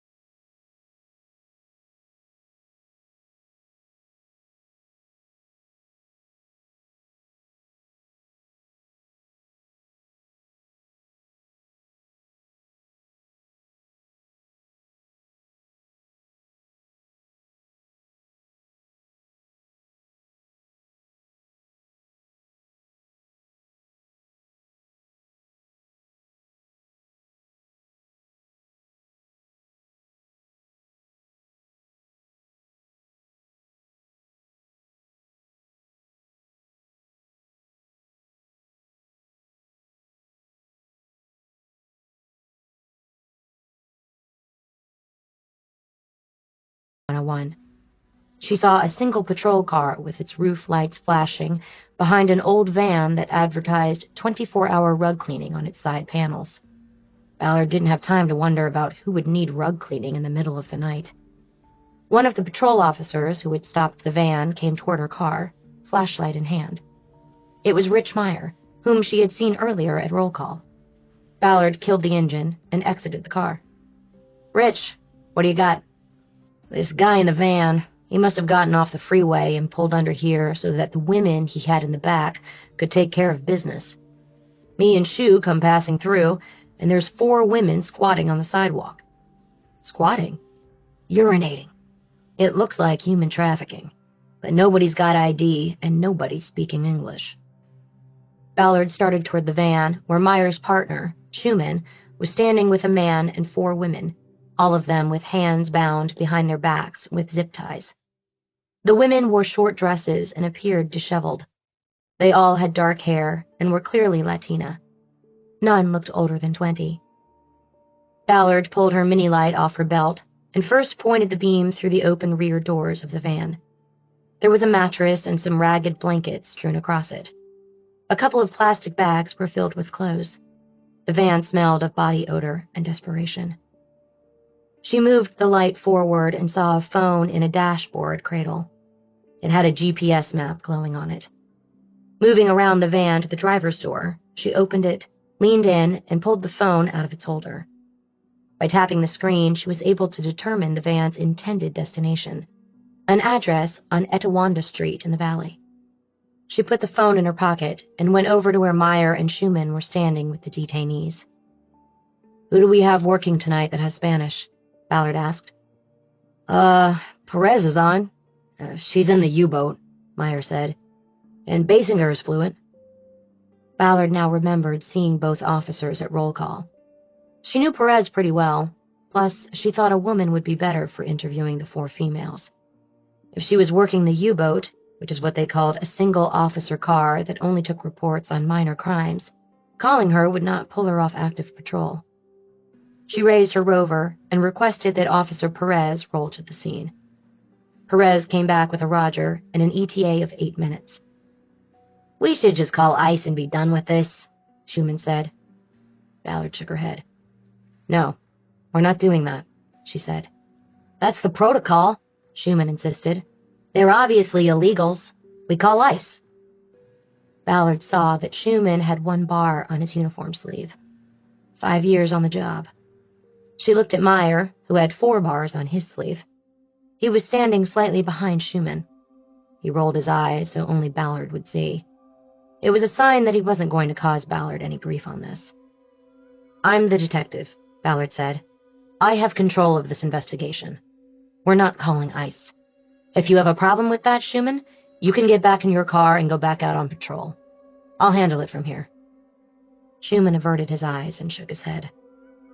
"We call ICE, they get sent back, and then they do it again," Ballard said. "They go through all the rape and horrors they went through getting here the first time." "That's not our concern," Schumann said. "Maybe it should be," Ballard said. "Hey, Shu," Meyer said. "I got this here. Why don't you go back to the shop and start the incident report?" The shop was the patrol car. Schumann walked off without another word and got in the passenger side of the patrol car. Ballard saw him roughly swing the MDT on its swivel toward him so he could start to type in his incident report. "I hope he spells my name right," Ballard said. "I'm sure he will," Meyer said. Perez got there 2 minutes early. With her translating, Ballard first questioned the driver, who claimed to know only that he was paid to take the 4 young women to a party. He said he did not remember where he picked them up or who had paid him. Ballard had Meyer put him in the back of his patrol car and transport him to the Hollywood Station jail, where she would later file paperwork arresting him for human trafficking. The 4 women found their voices after the driver was gone from the scene. Through Perez, they one by one told stories that were sad and horrible, yet typical of such journeys made by desperate people. They had traveled from Oaxaca, Mexico, and were smuggled across the border in an avocado truck with a secret compartment, each forced to pay for the trip by having sex with several of the men involved. Once across in Calexico, they were placed in the van, told they owed thousands of dollars more for the remaining trip, and driven north to Los Angeles. They did not know what awaited them at the address on Etiwanda in the valley, but Ballard did. Sexual servitude in gang-operated brothels, where they would never break even and would never be missed should they stop earning, and their masters decide to bury them in the desert. After calling for a police tow for the van, Ballard made a call to a battered women's clinic in North Hollywood, where she had delivered women before. She spoke to her contact and explained the situation. The woman agreed to take in the 4 Mexican women and see that they were medically treated and given beds and fresh clothes. In the morning, they would be counseled on their options: returning home voluntarily or seeking asylum based on the threat that the group that procured them would seek to harm them should they go back to Mexico. Neither choice was good. Ballard knew that many hardships awaited the women. After a flatbed from the police garage arrived to impound the van, Ballard and Perez each took 2 of the women in their cars to the shelter in North Hollywood. Ballard did not get back to the station until 5 a.m. She wrote up the arrest report on the driver of the van, using the name Juan Doe because he still refused to identify himself. That was okay with Ballard. She knew his fingerprint would provide his ID if he had had any previous engagement with U.S. law enforcement. She thought the chances of that were good. The department had a human trafficking task force operating out of the PAB. Ballard put together a package on the case and put it into the transit box to be delivered downtown first thing. It was one of the few times she didn't mind passing on a case, as late show protocol dictated. Human trafficking was one of the ugliest crimes she encountered as a detective, and it left scars as well as drew up memories of her own past, when she'd been left alone on the streets of Honolulu as a 14-year-old. She left the station at 7 a.m. and headed toward her van. She knew she had to be in the Crenshaw district by noon at the latest, to be on site and ready to shadow the meeting between Elvin Kidd and Marcel Dupree. But at the moment, she needed the beach. As tired as she wasn't planning to sleep. She needed to get her dog and get out on the water to push herself against the current, to dig deep with the paddle until she had exhausted her body and mind, and nothing could get in to haunt her. Bosch. Chapter 31. Bosch had risen early to complete his assessment of the 5 investigative tracks abandoned in the Montgomery murder case. He wanted to finish before he needed to leave the house to back up Ballard at Doolin's Soul Food restaurant. The night before, after Ballard had left, he had reviewed the 4th branch of the investigation and found that it needed follow-up. It revolved around a ruling Judge Montgomery had made in a civil dispute. It started when a Sherman Oaks man named Larry Cassidy began marketing a lunchbox that he claimed to have invented. The lunchbox had insulated hot and cold compartments, but what made it stand out was its clear plastic window on the inside of the lid. A parent could slip a note or photo behind it for their child to see at school lunchtime. Sales of the lunchbox were moderate until Cassidy's wife, Melanie, started appearing on the Home Shopping Network cable channel to hawk the boxes for $19.95 each. She was going to the HSN studios in Tampa, Florida twice a month to sell the boxes and was moving thousands of them during each appearance. Cost of manufacture was low, and after HSN's cut, the couple were making almost $200,000 a month. That's when Cassidy's ex-wife, Maura Frederick, demanded a share for being the one who designed the box while still married to Cassidy and raising their son Larry Jr. Cassidy refused to share even a small percentage of the income generated by the so-called Love for Lunchbox, and Frederick sued him. He countersued, claiming her suit was a malicious money grab for something she had no right to. At an evidentiary hearing, Judge Montgomery had both sides proffer their stories on the inspiration for the product's invention. Cassidy provided original drawings dated well after his divorce from Frederick, as well as the patent application he had filed, and receipts from a plastic manufacturer that produced the first mock-ups of the colorful lunchboxes from the design sketches. Frederick produced only a notarized statement from her son, Larry Jr., now 17 years old, in which he said he remembered finding notes and cards and drawings from his mother in the Star Wars lunchbox he carried to school as a young boy. Montgomery dismissed Frederick's lawsuit and held for Larry Sr., ruling that while Frederick's actions of long ago certainly may have inspired the love for lunch invention, her involvement stopped there. She took on none of the risks or creative aspects in the manufacture and sales of the product. He likened it to someone who used to prop their phone against a book or other object for viewing the screen, suing the manufacturer of phone attachments that prop the devices for viewing. Frederick could not be the only parent who ever put a note in a lunchbox for their child. It all seemed cut and dried, and Bosch initially wondered why the case was included as a potential avenue of investigation in the Montgomery murder. But then he read a report stating that Larry Cassidy Jr. and his new wife, the public face of Lunch for Love, had been found murdered in Tampa, where they had gone to tape an HSN spot. The couple were found shot to death in a rental car in the empty parking lot of a country club, not far from a restaurant where they enjoyed dining while in town. Both had been shot in the back of the head by someone who had been in the back seat of the car. It was not a high crime district, and the assassination remained unsolved as of the time Montgomery was murdered in Los Angeles. A copy of a probate filing in the case documents showed that Larry Jr. was the heir to his father and to the money earned by the Love for Lunch business. Larry Jr. still lived in the home of his mother, Maura Frederick. LAPD detectives Gustafson and Reyes included the case in their list of potential avenues of investigation under the theory that if Frederick was involved in the murder of her ex-husband and his new wife, her anger toward the couple may also have extended to the judge who ruled against her. They made initial efforts to interview Maura Frederick, but those efforts were blocked by an attorney representing Frederick and then dropped altogether when Herstadt was arrested and charged in the judge's murder. Bosch put the name Maura Frederick on his list beneath the name Clayton Manley. He thought she should have been given a fuller look. Now with the mug of morning coffee on the table before him, Bosch took up the final strand of the original investigation. This was the third civil action that had caught the investigators' attention. It again involved a lawsuit and a countersuit. This time the dispute was between a well-known Hollywood actor and his longtime agent. The actor accused the agent of embezzling millions of dollars over his career, and now that that career was on the wane, he wanted a full accounting and the return of everything that was stolen. A Hollywood dispute would not normally become the stuff of murder investigations, but the actor's lawsuit contained allegations that the agent was a front for an organized crime family, and that he had used his position in Hollywood to siphon money from clients and launder it through investments in film productions.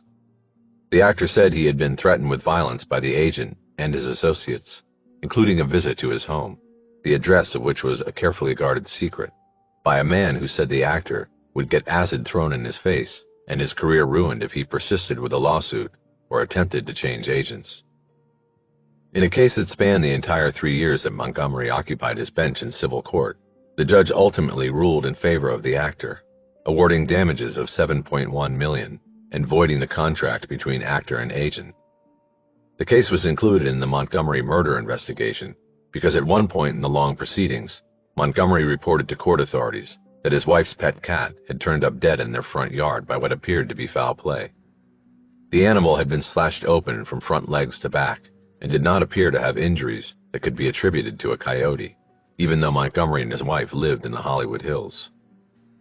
An investigation of the incident pointed toward the dispute between the actor and his agent because of the threats alleged in the action by the actor, but no connection was found between the cat killing and the case or any other case Montgomery was handling. Gustafson and Reyes put the case on their list of possibles, but carried it no further. Bosch agreed that it was the least likely of the 5 tracks of potential investigation. Despite the fact that the actor won a rich settlement and the dissolution of his contract with the agent, no harm had come to him in the time since the case was resolved, and he had made no complaint of further threats. It seemed unlikely that anyone would go after Montgomery while leaving the actor alone and paying him the awarded judgment. Bosch was now finished with his review of the murder book and had only 2 names on his follow-up list: Clayton Manley, the attorney Montgomery had publicly embarrassed, and Maura Frederick, to whom the judge had denied creative and financial rights in the Love for Lunch product. He wasn't particularly fired up about either one. They bore a further look, but both were long shots, and the individuals involved did not nearly reach the level of suspect in Bosch's mind. And then there were aspects of the case, and even possible suspects, not included in the discovery version of the murder book. Bosch had been on both sides of this. A murder book was the Bible. It was sacred, yet there was something ingrained in every homicide detective to hold back and not give everything you've got to a defense attorney. He had to assume that Gustafson and Reyes had acted in such a way, but knowing that meant nothing. After what Gustafson had said to Bosch in court after the Herstadt case was dismissed, would he be willing to reveal anything else about the case to him? Would Reyes? Bosch was pretty sure the answer was a resounding no, but he had to make the call, or he would never know for sure. He still remembered the main number at Robbery Homicide Division by heart. He expected that he always would. He punched it in on his cell phone, and when the call went through to the secretary, he asked for Detective Lucia Soto. He was immediately connected. "Lucky Lucy," he said. "It's Bosch." "Harry," she said, with a smile that he could hear in her voice. A voice from the past. "Come on. It hasn't been that long, has it?" "Seems like it." Soto was Bosch's last partner in the LAPD. It had been more than 3 years since he had retired, but they had crossed paths several times since. "So I should be whispering?" Soto said. "You're sort of persona non grata around here these days." "Is that because of the Montgomery case?" Bosch asked. "You guessed that right." "That's the reason I'm calling. I've got to make a run at Gustafson and Reyes. They might have dropped the case because they think they had the right guy. But me, not so much. I'm still working at it, and I don't know either one of them. Which one of them do you think would be more receptive to a call from me?" There was a short silence before Soto responded. She said, "That's a good question. I think the answer would be neither one of them. But if my life depended on it, I would try Orlando. He's more even, and he wasn't lead. Gussie was, and he's taken what happened pretty hard. If he had a dartboard at his desk, he'd have your photo on it." "Okay," Bosch said. "Good to know. Do you see Reyes in the squad right now?" Yes, he's at his desk." "What about Gustafson?" "Nope, no sign of him." "You wouldn't have a direct line for Reyes handy, would you?" "There's always a catch with you, Harry, isn't there?" "What catch? I'm just looking for a phone number, no big deal." Soto gave him the number and followed it with a question. "So what's it like working for the other side?" "I'm not working for the other side.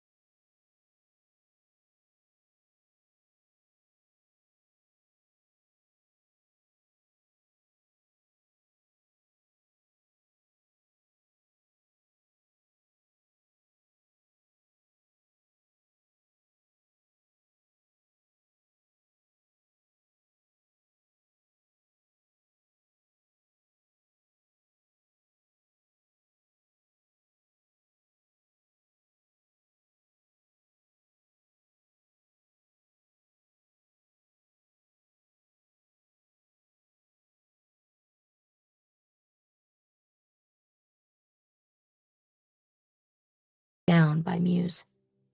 We must find a way. We have entered the fray. 12 minutes later, they were 3 blocks from Kid's home at a meeting point with a couple of Rialto patrol officers called in by courtesy and procedure. Gonzalez and the other SUV team were in position a block from the other side of the suspect's house. They were waiting for the call from the OP on Kid emerging before making a move. Ballard had pulled her buds out for good in the middle of Welcome to My Dark Side by Bishop Briggs. She was ready to go. She hooked an earpiece attached to her rover on her ear and tuned the radio to the simplex channel the team was using. 3 minutes later, they got the call from the OP. Ballard didn't know if he was in a vehicle, a tree, or the roof of a neighbor's house, but he was reporting that a black male matching Elvin Kid's description was outside the house, putting a toolbox into the back of the equipment trailer. He was getting ready to go. The next radio call placed him at the truck's door, opening it with a key. Ballard then heard Gonzalez's voice, ordering everyone in. The SUV she was in lurched forward, slamming her back against her seat. Tires squealed as it made the right turn, and then the vehicle picked up speed as adrenaline coursed through her bloodstream. The other SUV was Point. Through the windshield, Ballard saw it arrive on scene first and pull across the pickup truck's exit path from the driveway. Only a second behind, the second SUV pulled up on the front lawn, blocking the only other potential angle of escape. A lot of adrenalized shouting occurred as the special ops team emerged from the vehicles with weapons drawn and pointed them at the unsuspecting man in the pickup truck. "Police! Show me your hands! Show me your hands!" As previously planned and ordered by Gonzalez, Ballard stayed behind in the SUV, waiting for the call that Kid had been secured and all was clear. But even turning sideways, she did not have a clear view of the pickup's front cab through the open door of the SUV. She knew that this was the moment where anything could happen. Any sudden or furtive movement, any sound, even a radio squawk might set off a barrage of gunfire. She decided not to wait for Gonzalez's call. She had objected to staying behind from the start. She climbed out of the SUV on the safe side. She drew her weapon and moved around the back of the vehicle. She had a ballistic vest strapped on over her clothes. She moved around the SUV until she had an angle on the front of the pickup. She saw Kid inside, palms on top of the wheel, fingers up. It looked like he was surrendering. The cacophony of voices gave way to the single voice of Gonzalez, who ordered Kid to get out of the truck and walk backward toward the officers. It seemed like minutes, but it took only seconds.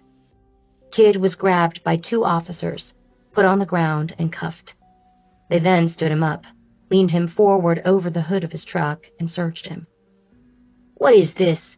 Kid protested. "You come to my home and do this shit?" Ballard heard her name over the radio earpiece, her cue that it was safe for her to move in and speak to Kid. She holstered her weapon and walked to the pickup. She was surprised by the pitch of her own voice, as the adrenaline held her vocal cords tight. At least to herself, she sounded like a little boy. "Elvin Kid, you are under arrest for murder and conspiracy to commit murder. You have the right to remain silent. Anything you say can and will be used against you in a court of law. You have the right to an attorney. If you cannot afford an attorney, one will be provided for you. Do you understand these rights as I have recited them to you?" Kid turned his head to look at her. "Murder?" he said. "Who'd I murder?" "Do you understand your rights, Mr. Kid?" Ballard said. "I can't talk to you until you answer." Yeah, I understand my fucking rights. Who you all saying I killed?" "John Hilton. Remember him?" "I don't know who the fuck you're talking about." Ballard had anticipated such a deflection. She also anticipated that this might be her only moment to confront Kid. He would most likely demand a lawyer, and she would never get close to him again. She would also soon be yanked off the case, because all of her off-the-reservation actions would come to light with his arrest. It was not the right place to do what she was about to do, but to her, it was now or never. She pulled her mini recorder from her back pocket and hit the play button. The recording of the wiretap between Kid and Marcel Dupree was cued to a particular moment. Kid heard his own voice come from the device. piece of work I had to handle back then? A white boy who owed too much money." Ballard clicked off the recorder and studied Kid's reaction.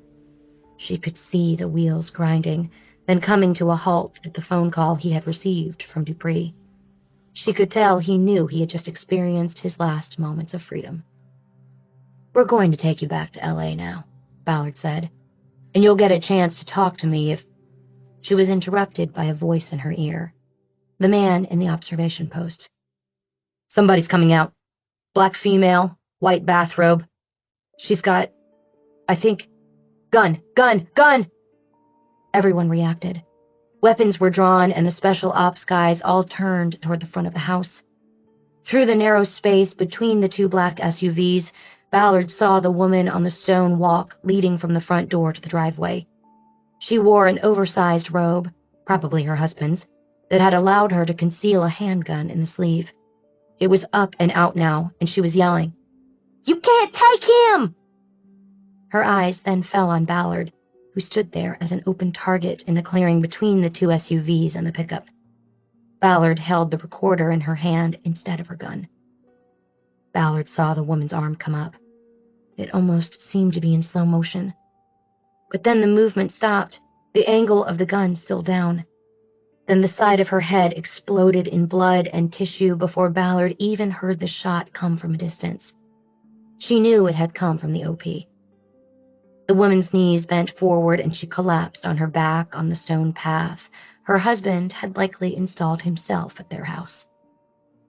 Officers rushed forward to secure the gun and check on the woman. Ballard instinctively took a step in that direction as well, and then remembered Kid. She turned back to him, but he was gone. Ballard ran out to the street and saw Kid running, hands still cuffed behind his back. She took off after him, yelling to the others, "We've got a runner!"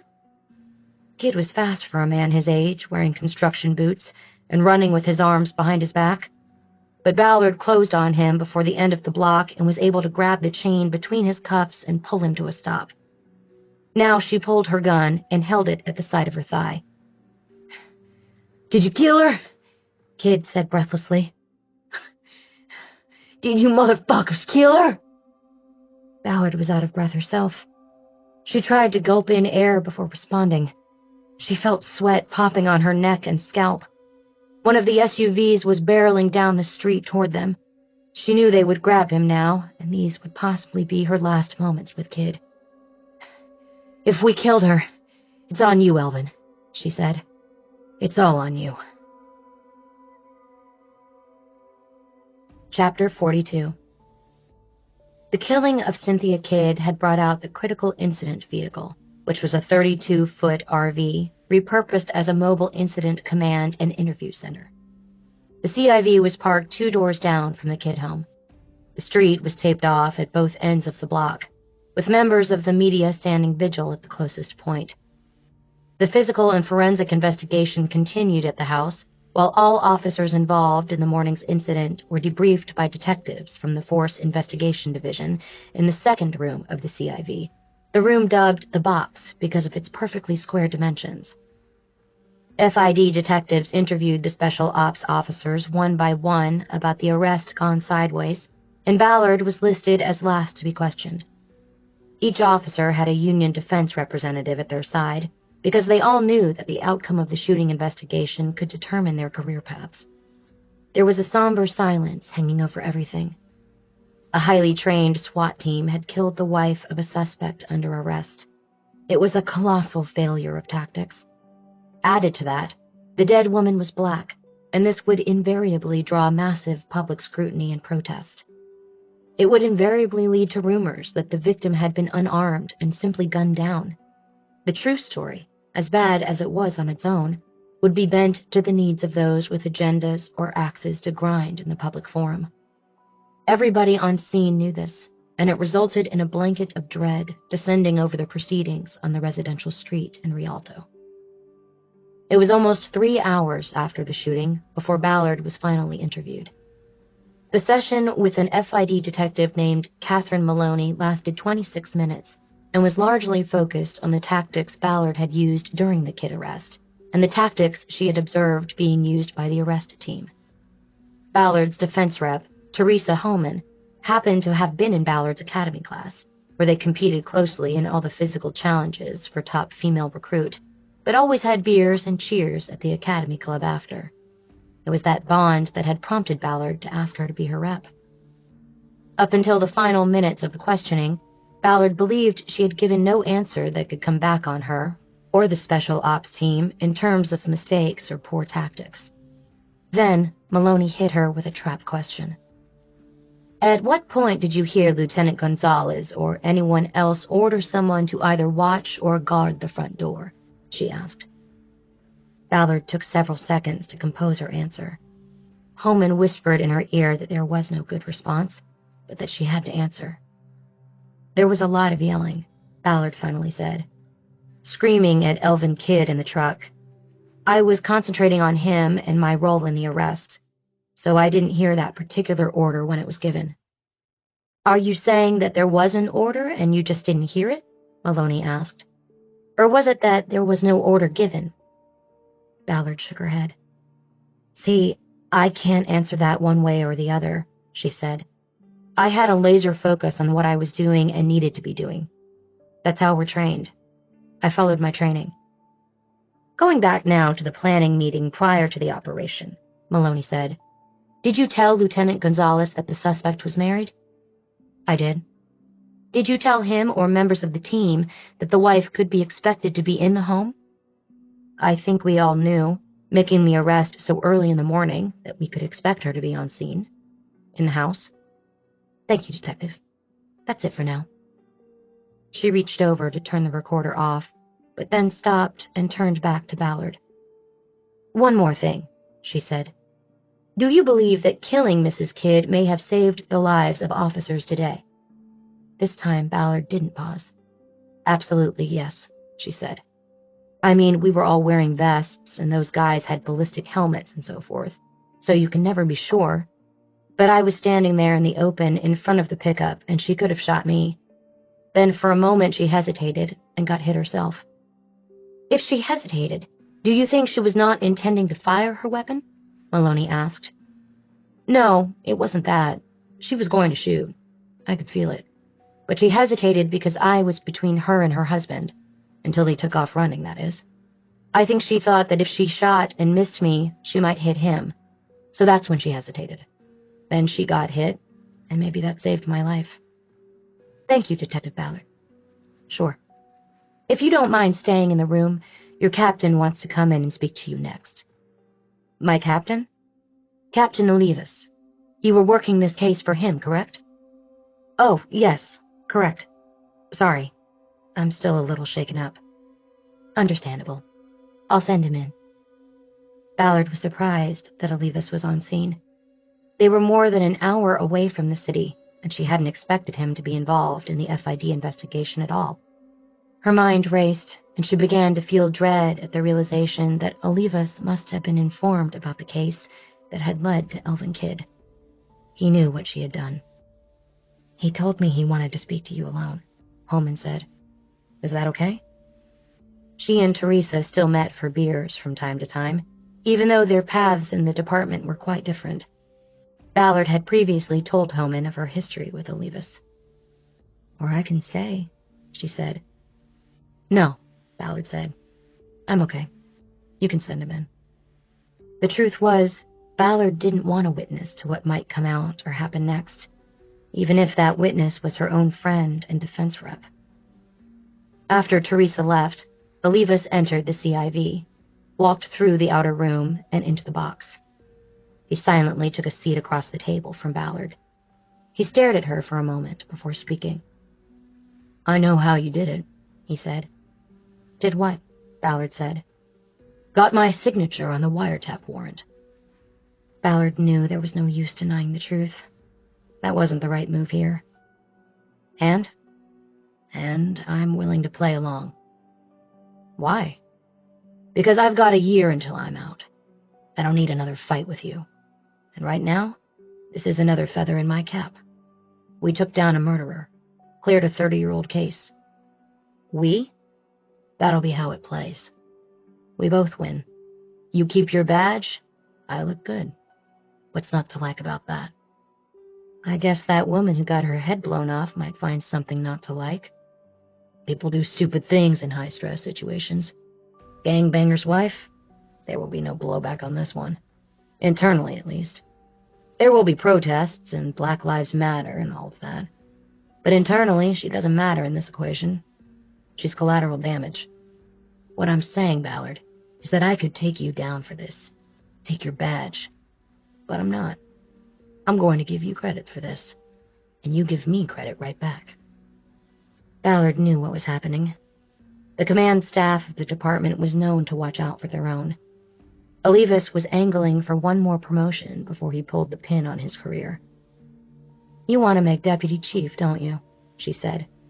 Going out on a DC's pension? That would be sweet. Add a corporate security job to that, and you'll be rolling in the green, huh? Living on the beach? City pensions were based on salary at the time of retirement. There was a long history in the department of promotions within command ranks just prior to retirement, with city taxpayers footing the bill. There was also a history of punitive demotions among rank-and-file members that lowered their pensions and payouts. Ballard suddenly flashed on the legal fight Harry Bosch had engaged in after his retirement. She didn't know all the details, but she knew the department had tried to fuck him over. My business is my business, Oliva said. All we need right now is to agree on a course of action. How do I know you won't try to fuck me over in the end? Ballard said. I thought you would ask that. So this is what we do. Once the smoke clears here, we go back to LA and hold a press conference, you and me, and we tell the story. That's your edge. Once it's public record, it would look bad for me to turn around and do something against you before I leave. Understand? Ballard found the idea of being part of a press conference with her oppressor and nemesis revolting. I'll pass on the press conference, she said, but I'll share credit with you and keep my badge. And I don't need an edge. If you do try to come back on me in any way before you quit, I'll tell the world about this dirty little deal, and you'll go out as a lieutenant instead of a deputy chief. Understand? Ballard reached down to her thigh and picked up her phone. She brought it up and put it down on the table. The recording app was open on the screen. The elapsed time on the file being recorded was over 31 minutes. Rule number 1, she said. If IA or FID record an interview with you, you record it yourself, to be safe. I just sort of forgot to turn it off. Ballard watched the skin around Olivas' eyes tighten as anger charged his blood. Relax, Captain, she said. It makes us both look bad. I can't hurt you without you hurting me. That's the point, you see? Ballard, Oliva said, I always knew there was something I liked about you besides your looks.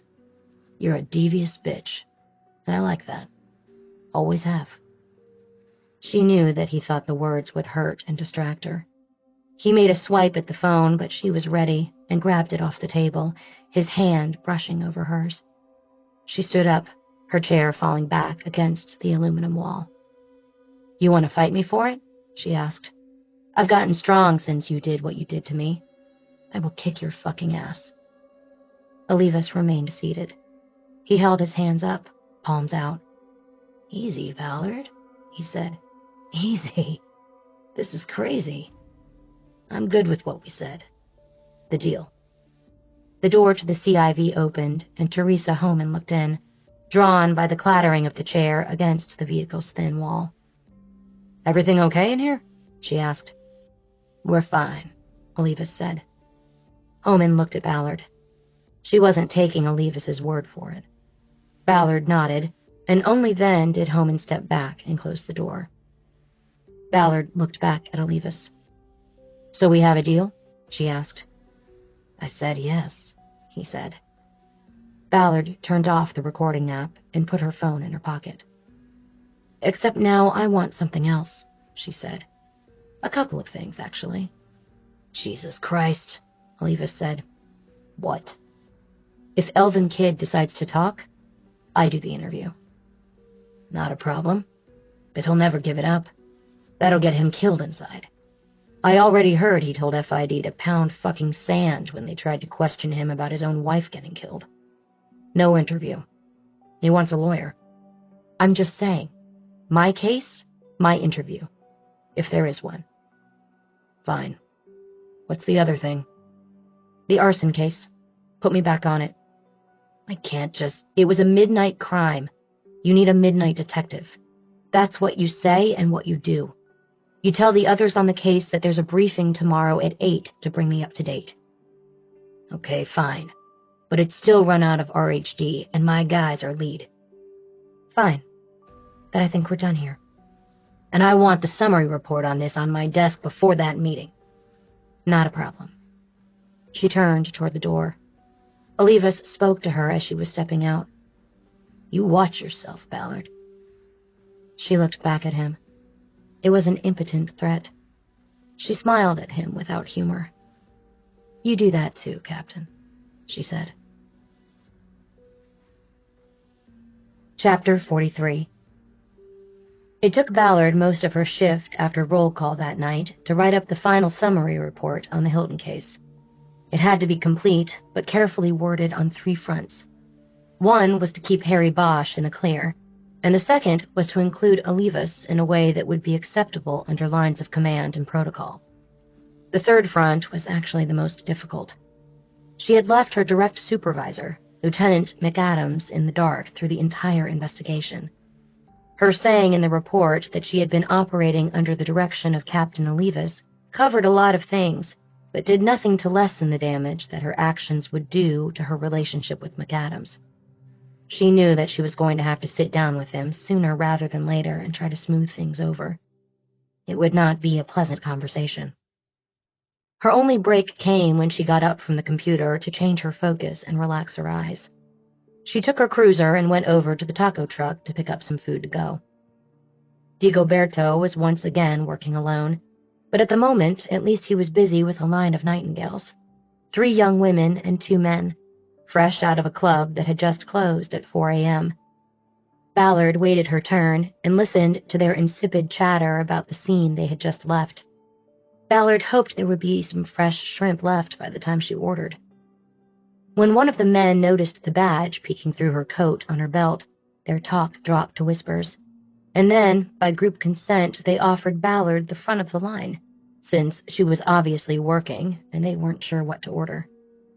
She took them up on the kind offer and got her shrimp tacos, answering routine questions from the group as she waited for Digoberto to put her order together. Are you on a case or something? One of the women asked. Always, Ballard said. I work graveyard, what they call the late show, because there's always something going on in Hollywood. Wow. Like, what is the case you're on right now? It's about a young guy, about your age. He was in the wrong place at the wrong time. He got shot in an alley where they sell drugs. Shot dead? Yeah, dead. That's crazy. A lot of crazy stuff happens around here. You all should be careful. Bad things happen to good people. So stick together. Get home safe. Yes, officer. It's Detective, actually. She brought the food back to the station in a takeout box, passing a shirtless and fully tattooed man cuffed to the lockdown bench in the back hallway. At her borrowed workspace, she continued writing her report while eating, careful not to drop crumbs into the keyboard and draw a complaint from the desk's daytime owner. The foil wrapping had kept everything warm, and the shrimp ceviche tacos had not lost their flavor on the ride back. At dawn, she printed out 3 copies of her report. One for Lieutenant McAdams, which she put in his inbox along with a note asking for a private meeting. One for herself, which went into her backpack, and the third for Captain Olivas. She put it into a fresh file folder and carried it with her as she headed across the parking lot to her cruiser. Her phone buzzed almost as soon as she pulled out of Hollywood Division parking lot to head downtown. It was Bosch. So I have to read about the kid case in the LA Times? I'm so sorry. I've just been running crazy, and then I wasn't going to call you in the middle of the night. I just left the station and was about to try you. I'm sure of that. I was. So they killed his wife. Awful, I know. But it was her or us, truly. They gonna get dinged for that? Are you? I don't know. They fucked up. Nobody was watching the door. Then she came out and it went sideways. I think I'm in the clear because I was just a ride-along, but those guys are probably all getting letters. Bosch would know she meant a letter of reprimand in their personnel files. At least you're all right. Harry, I think she was about to shoot me.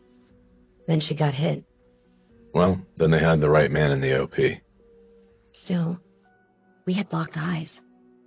When it happened, she was looking at me. I was looking at her. Then... You can't dwell on it. She made a choice. It was the wrong one. This kid talking?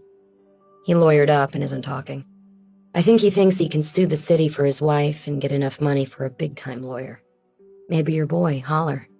I doubt that. He doesn't voluntarily take murder cases anymore. Got it. So should I expect a call about my involvement in the Hilton case? I don't think so. I just finished the report and left you out of it. I said the widow found the murder book after her husband's death and contacted a friend to turn it in. Your name is nowhere in the report. You shouldn't have any problem at all. Good to know. Ballard drove down the ramp off Sunset onto the 101. The freeway was crowded and moving slow. I'm taking it down to Olivas right now. I have a meeting at PAB anyway. Meeting on what? That arson murder I worked the other night. I'm back on it. They need a midnight detective to help work it. And that's me. Sounds like they're finally getting smart down there. We can only hope. That's Olivas, right? One of his cases? He's the captain, yes. But I'll be working with a couple detectives and the LAFD arson guys. So what are you doing? Montgomery. I have something in play. We'll see how it... Hey, I almost forgot. That guy down in Orange I told you about that was creeping the houses where female students lived? They bagged him. Fantastic. How? He creeped a house Saturday night, but didn't know a boyfriend was staying over. He caught the guy, trimmed him up a little bit, then called the police. Good deal. Last night I called one of the OPD guys on it. The guy I gave the heads up to about me watching over Maddie's place. He said the guy had a camera with an infrared lens. He had photos of the girls sleeping in their beds. That's fucked up. That guy should go away and the key should get lost. He's on a path, you know what I mean? And that's the issue. No matter how twisted this is, right now they have him for burglary of an occupied dwelling. That's until the DNA comes back on the other hot prowls. But meantime, their worry is he'll bail out and disappear. Shit. Well, who is he? A student? Yeah. He goes to the school. They think he followed girls from the campus to their houses and then came back to creep to places and take his pictures. I hope they put a rush on the DNA. They did.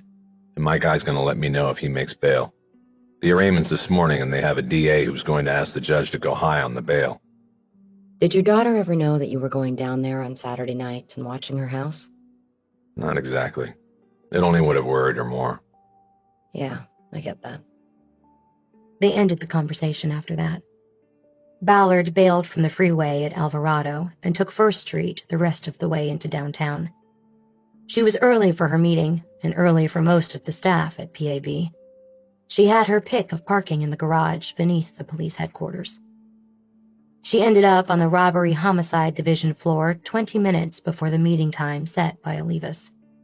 Rather than go into the squad room and have to endure small talk with people she knew were predisposed not to like her, she walked up and down the hallway outside, looking at the framed posters that charted the history of the division. When she had worked for RHD, she had never taken the time to do so. The division was started 50 years earlier, after the investigation into the assassination of Robert Kennedy revealed the need for an elite team of investigators to handle the most complex, serious, and sensitive cases, politically or media-wise, that came up. She walked by posters depicting photos and narratives on cases ranging from the Manson murders to the Hillside Stranglers to the Night Stalker and the Grim Sleeper. Cases that became known around the world and that helped cement the reputation of the LAPD. They also established the city as a place where anything could happen. Anything bad. There was no doubt an esprit de corps that came with an assignment to the RHD, but Ballard, being a woman, never felt fully a part of it, and that had always bothered her. Now it was a plus, because she didn't miss what she'd never had. She heard talking from the elevator alcove and looked down the hallway to see Nuccio and Spellman, the arson guys from the fire department, cross the hall and go through the main door to RHD. They, too, were early, unless Olivas had given them a different start time for the meeting. Ballard stepped through another door that led into the opposite end of the squad room. She headed down the main aisle, passing more historical posters and some movie posters, until she reached the Homicide Special Unit and the War Room. She entered, hoping that Nuccio and Spellman were the first to arrive and that she could talk to them before Olivas and his men got there. But it didn't work out that way. She knocked once and entered the War Room, only to find the same 5 men who had been there last time sitting in exactly the same positions. That included Olivas. They were in mid-discussion, which ceased the moment she opened the door. Since everybody was at least 15 minutes early, Ballard took that as confirmation that Olivas had given the men an earlier start time, perhaps to discuss what to do about her inclusion in the case before she arrived. She assumed that would largely mean Olivas directing the other investigators to keep her at arm's length. It would be something she needed to redirect. "Ballard," Olivas said. "Have a seat." He pointed to a seat at the end of the rectangular table.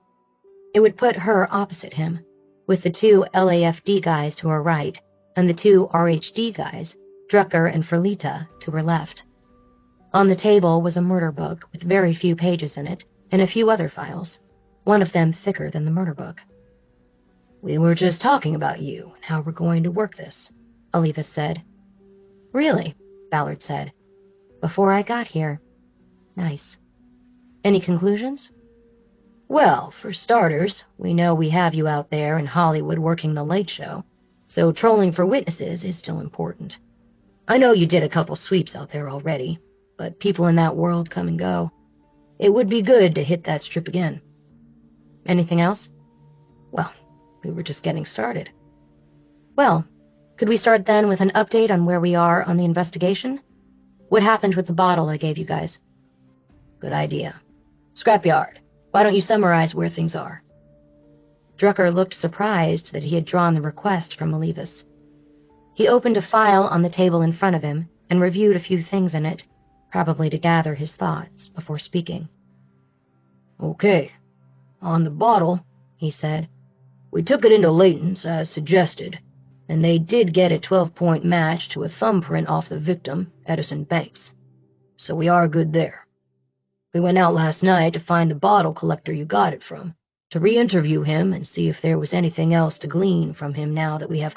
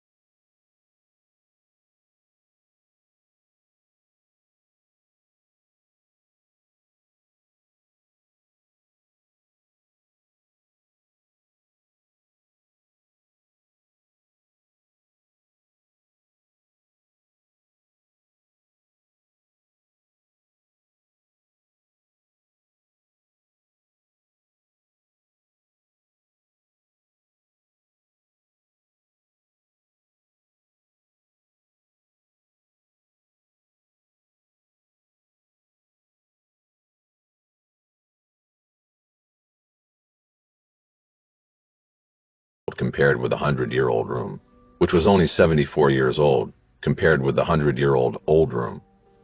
She had documents from a file spread in front of her, and it reminded Bosch of how he had reviewed the Montgomery file. Bosch slid into the booth from her left. Hey. Oh, hey. Let me clear some of this stuff out of the way. It's okay. It's good to spread a case out and see what you got. I know. I love it. But we've got to eat eventually.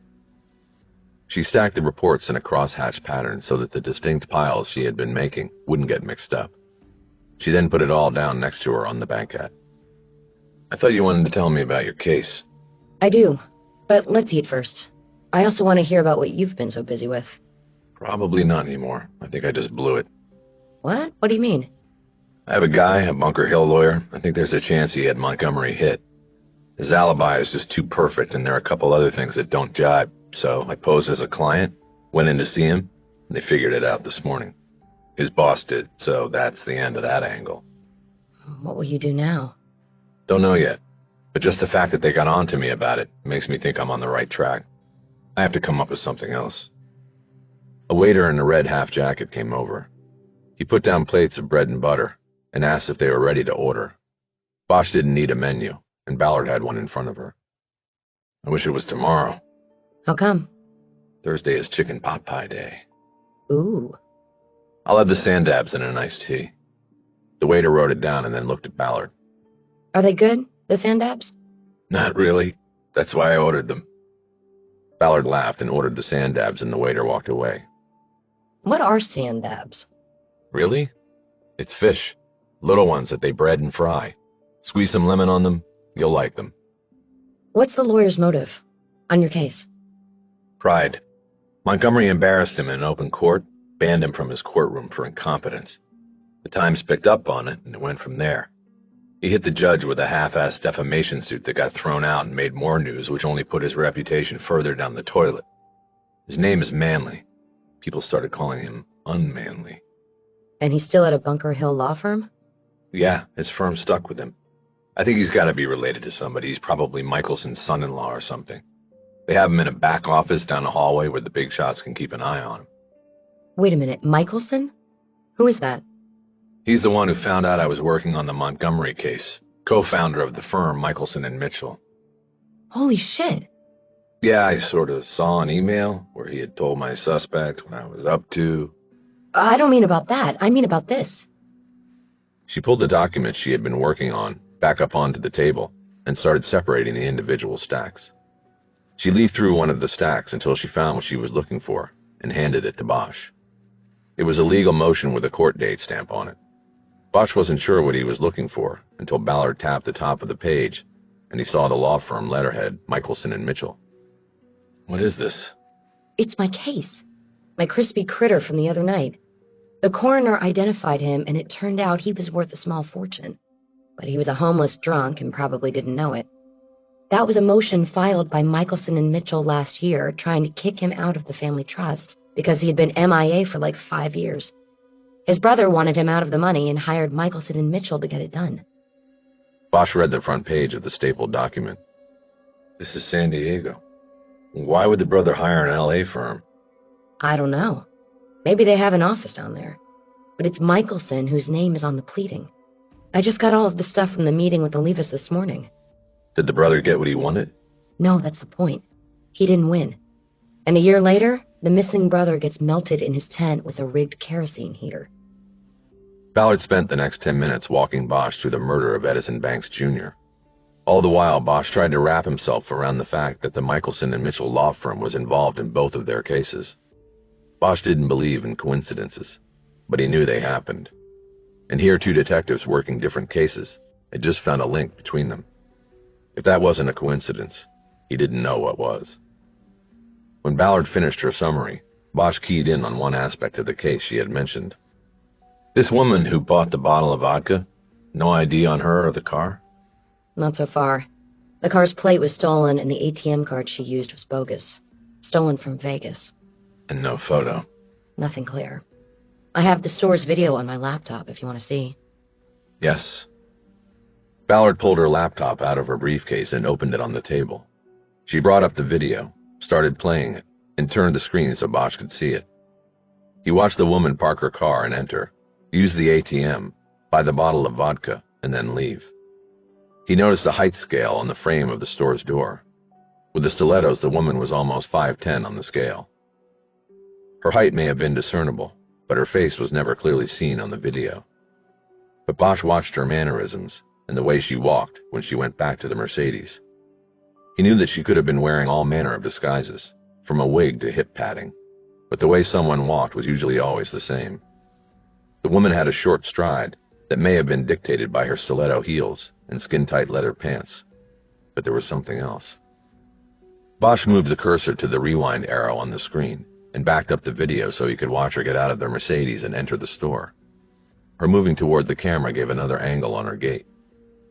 She's slightly in-toed, on the left. What? Bosch reversed the video again and turned the screen back to Ballard before hitting the play button. He leaned over to see the screen and narrate. Watch her walk. Her left leg is slightly in-toed. You can tell by the front point of those shoes. It's pointing inward. Like pigeon-toed. Doctors call it in-toed. My daughter had it, but she grew out of it.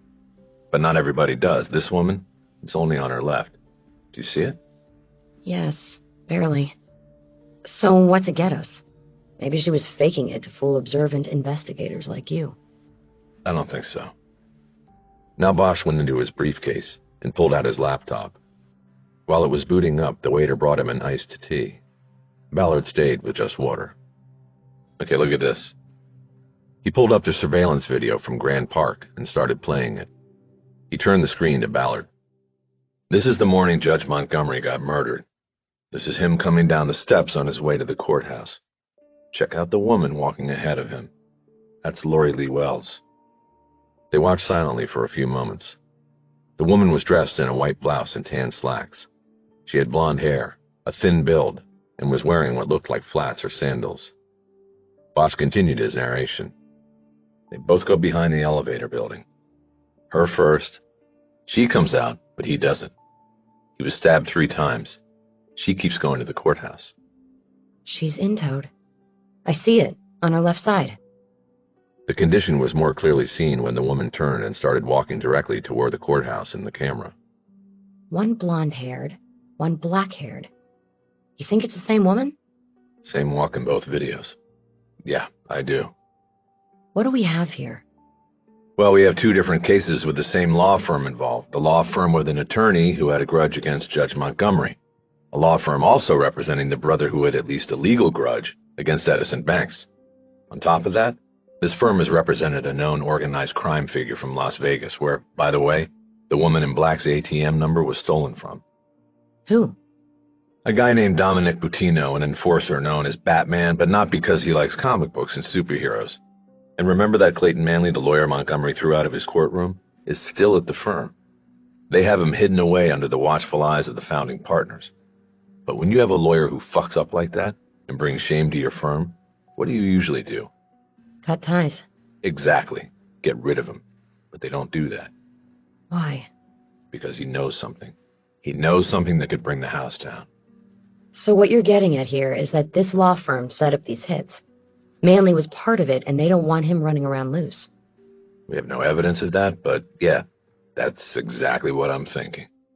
A female hitman they probably connected with through their organized crime clientele. Woman. What? Hit woman. The waiter brought their sand dabs, and Bosch and Ballard didn't speak until he was gone. Didn't the original detectives on Montgomery track that woman down? Looks like she was wearing a juror badge. They went to the jury pool and talked to her. She said she didn't see anything. And they just believed her? She told them she was wearing earbuds and listening to music. She didn't hear the judge get attacked behind her. They bought it. Dropped her right there. But also, wouldn't she have had blood on her?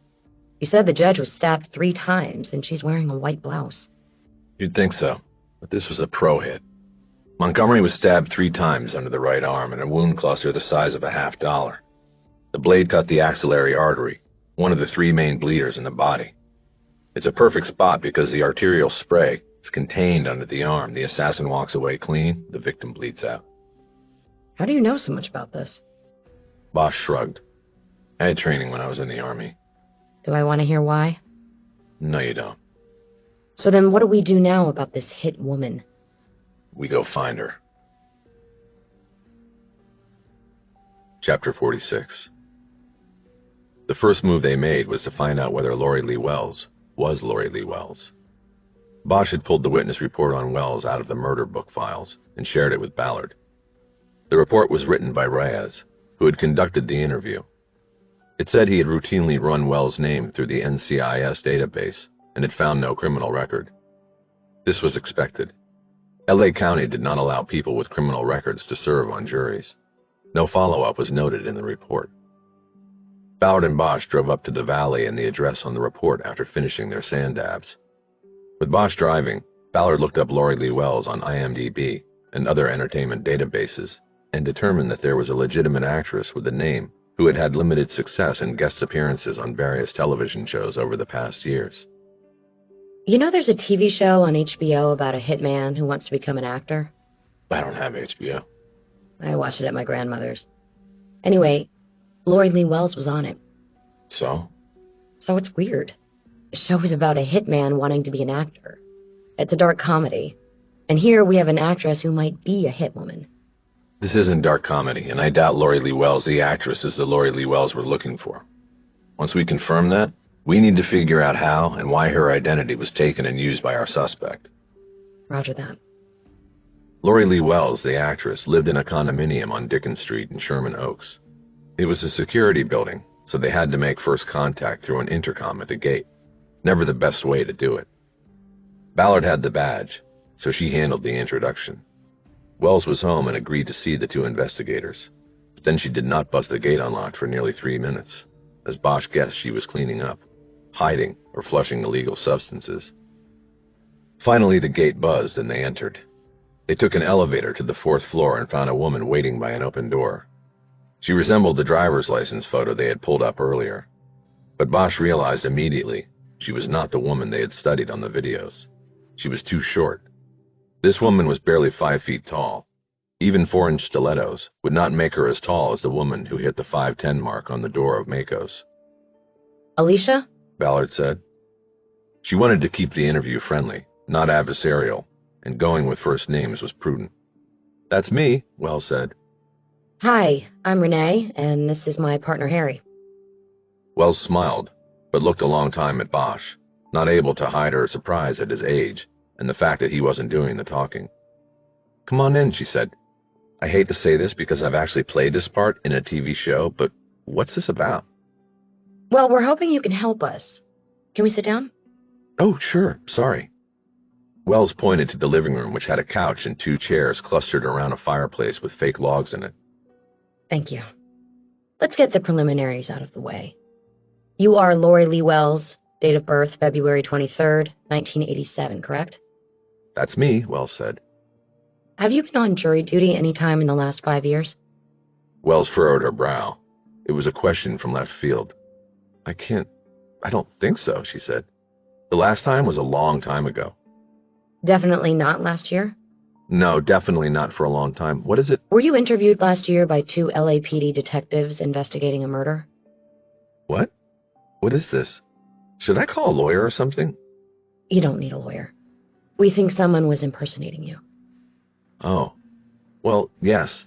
That's been going on for almost 2 years now. Ballard paused and sent a glance toward Bosch. Now they were the ones throwing a curveball. What do you mean by that? Someone stole my ID and has been impersonating me for 2 years, Wells said. They even filed my taxes last year and got my return, and it's like nobody can do anything about it. They ran up so much debt, I'll never be able to buy a car or get a loan. I have to stay here because I already own it, but now my credit is shit and nobody will believe it's not me. I tried to buy a car and they said no way, even though I had letters from the credit card companies. That's terrible. Do you know how your identity was stolen? When I went to Vegas, Wells said, my wallet got stolen when I was at a show, like pickpocketed or something. How do you know it happened there? Wells' face turned red with embarrassment. Because I was at one of those shows where men are the dancers, she said. I had to pay to go in. It was a bachelorette party. And then when I wanted to get my wallet out to give a tip to the dancers, it was gone. So it happened there. And you reported it to the LVPD? I did, but nothing ever happened, Wells said. I never got anything back, and then somebody started applying for credit cards in my name, and I'm fucked for the rest of my life. Excuse my language. Do you happen to have a copy of the crime report? I've got tons of copies of it because I have to send one to explain things every time I get ripped off, Wells said. Hold on. She got up and went out of the room. Ballard and Bosch were left to stare at each other. Vegas. Bosch nodded. Wells soon came back and gave Ballard a copy of the 2-page crime report she had filed in Las Vegas. Thank you. We won't take too much more of your time, but can I ask, are you getting regular reports on the usage of your name by the identity thief? Not all the time, but the detective will call me every now and then and tell me what the thief is up to, Wells said. What detective is that? Detective Kenworth with Vegas Metro Police, Wells said. He's the only one I've ever dealt with. Kenworth. Is that 2 names or 1? 1, I don't remember his first name. I think it's on the report. Well, what did he tell you was going on? Was it just local purchases? No, she moved around. It was travel and hotels and restaurants. She kept applying for new cards because as soon as we got a fraud alert, we'd shut it down. But then a month later, she'd have another card. What an awful story. And all because of a bachelorette party, too, Wells said. Do you remember the name of the place where this happened? Was it at a casino? No, this was kind of a down and dirty place, Wells said. We wanted it down and dirty. It's called Devil's Den, and it was usually a strip bar for men. I mean, the dancers that got naked there were women. But on Sunday nights, it's for women. Okay. Do you vote? It was another question out of the blue, but Wells answered. I know, I should, she said. But it doesn't seem to matter in California, and everything is so fucked up. So you're not registered to vote? Not really, Wells answered. But why do you ask me that? What does it have to do with... We think the person who stole your ID may have impersonated you during jury duty. You have to be registered to vote to be included in the jury pool. She may have registered to vote as you and then gotten picked for jury duty. God, I wonder if she made me a Republican or a Democrat. Back in the car, Bosch and Ballard talked it out before making their next move. We need to get the address off her voter registration. It will tell us where the jury notice would have gone. I can handle that. But what are we thinking here? This whole setup, this hit, relied on the killer getting a jury summons? That seems, I don't know, like a long shot if you ask me. Yes, but maybe not as long as you think. My daughter got a jury summons less than 2 months after she registered to vote. It's supposed to be random selection. But every time they pull out a new pool of jurors, they winnow out those who have recently served, or who haven't responded to summons in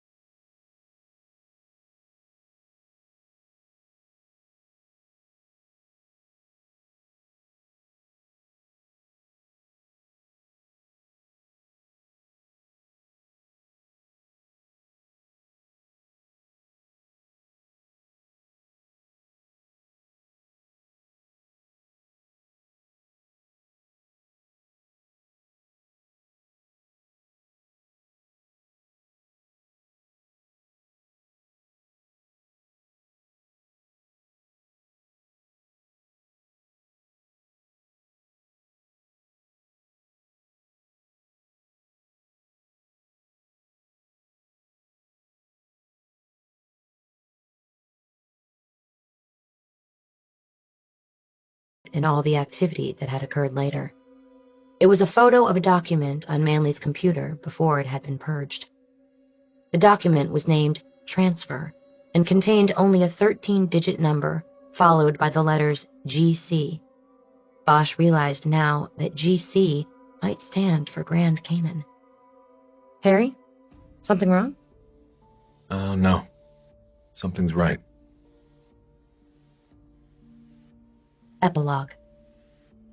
She always sat facing the door. She always came as soon as they opened at 11, so she could get her café con leche and Cuban toast before he arrived. This time was no different. It was early, before the lunch rush at El Tinajon. Otherwise, they wouldn't make the Cuban toast. It wasn't on the menu. You had to ask for it. In her peripheral vision, she saw a woman come from the kitchen, and she thought it was Marta with her toast. But it wasn't. The woman sat down across from her, and there was a familiarity about her. "That man's not coming," she said. Now Kava recognized her. "You lived," she said. Ballard nodded. "He gave me up, didn't he?" Kava said. "No," Ballard said. "That man's not talking." It was Michelson. Michelson. She seemed genuinely surprised. Grand Cayman was the nexus, Ballard said. He was headed there when they grabbed him. Then we found your offshore account there, thanks to Harry Bosch. That led to the feds finding his at the same bank. Once the feds got to his money, the game was over. He gave everybody up just so he could keep enough to take care of his family. Family first, Kava said. And he told us how to find you. The only mistakes I have ever made came from trusting men. They can let you down. Some of them. Kava nodded. Ballard watched her hands. "Don't move your hands," she said. "You're under arrest." Those last 3 words were the cue. Soon, members of the task force, FBI, Vegas Metro, LAPD, came down the back hallway and through the kitchen and the front door, weapons drawn, no chances taken with the Black Widow. Ballard stood up and backed away from the table. Men moved in on Kava, took her by the arms, held her tightly, and searched her. They found the curved knife and the homemade forearm scabbard that Ballard had missed that day 4 weeks earlier. They found a pistol in the purse she had put down on the floor. As she was being cuffed, Kava kept her eyes on Ballard. She smiled slightly when she was led away from the table and toward the front door. There was a van waiting to transport her to the Bureau's Las Vegas field office. It took off as soon as the side door was slammed shut. "Way to go, Renee." It was Kenworth from Vegas Metro. He moved behind her and took the recorder off her belt as she detached the mini microphone from inside the opening of her blouse. She pulled the wire up and out and handed it to him. "She didn't really give up anything," Ballard said. "She exhibited knowledge of the conspiracy and crimes," Kenworth said. "That's what the prosecutor will say. And I say, good job. I have to make a call now." She pulled her phone and hit one of the names on her list of favorites as she stepped into the rear hall for privacy. "Harry, we got her." No hitches? No hitches. She even had the knife. It was in this elastic strap on her forearm. I just missed it that day. Anybody would have. Maybe. So she talked to you? Say anything? She said you can never trust men. Word to the wise, I guess. How do you feel? I feel good. She sort of smiled at me when they were taking her out of here. Like she was saying this isn't over. What else could she do? Anyway, she gave me that smile, too. It was weird, though. Vegas is weird. When are you coming back? I'll go to the Bureau's field office and see what they need from me. Then I'll head back as soon as I'm clear. Good. Let me know. You working on Freelander? Yeah, and I found the guy. One she said no to. He's still around. Don't do anything until I get back. Roger that.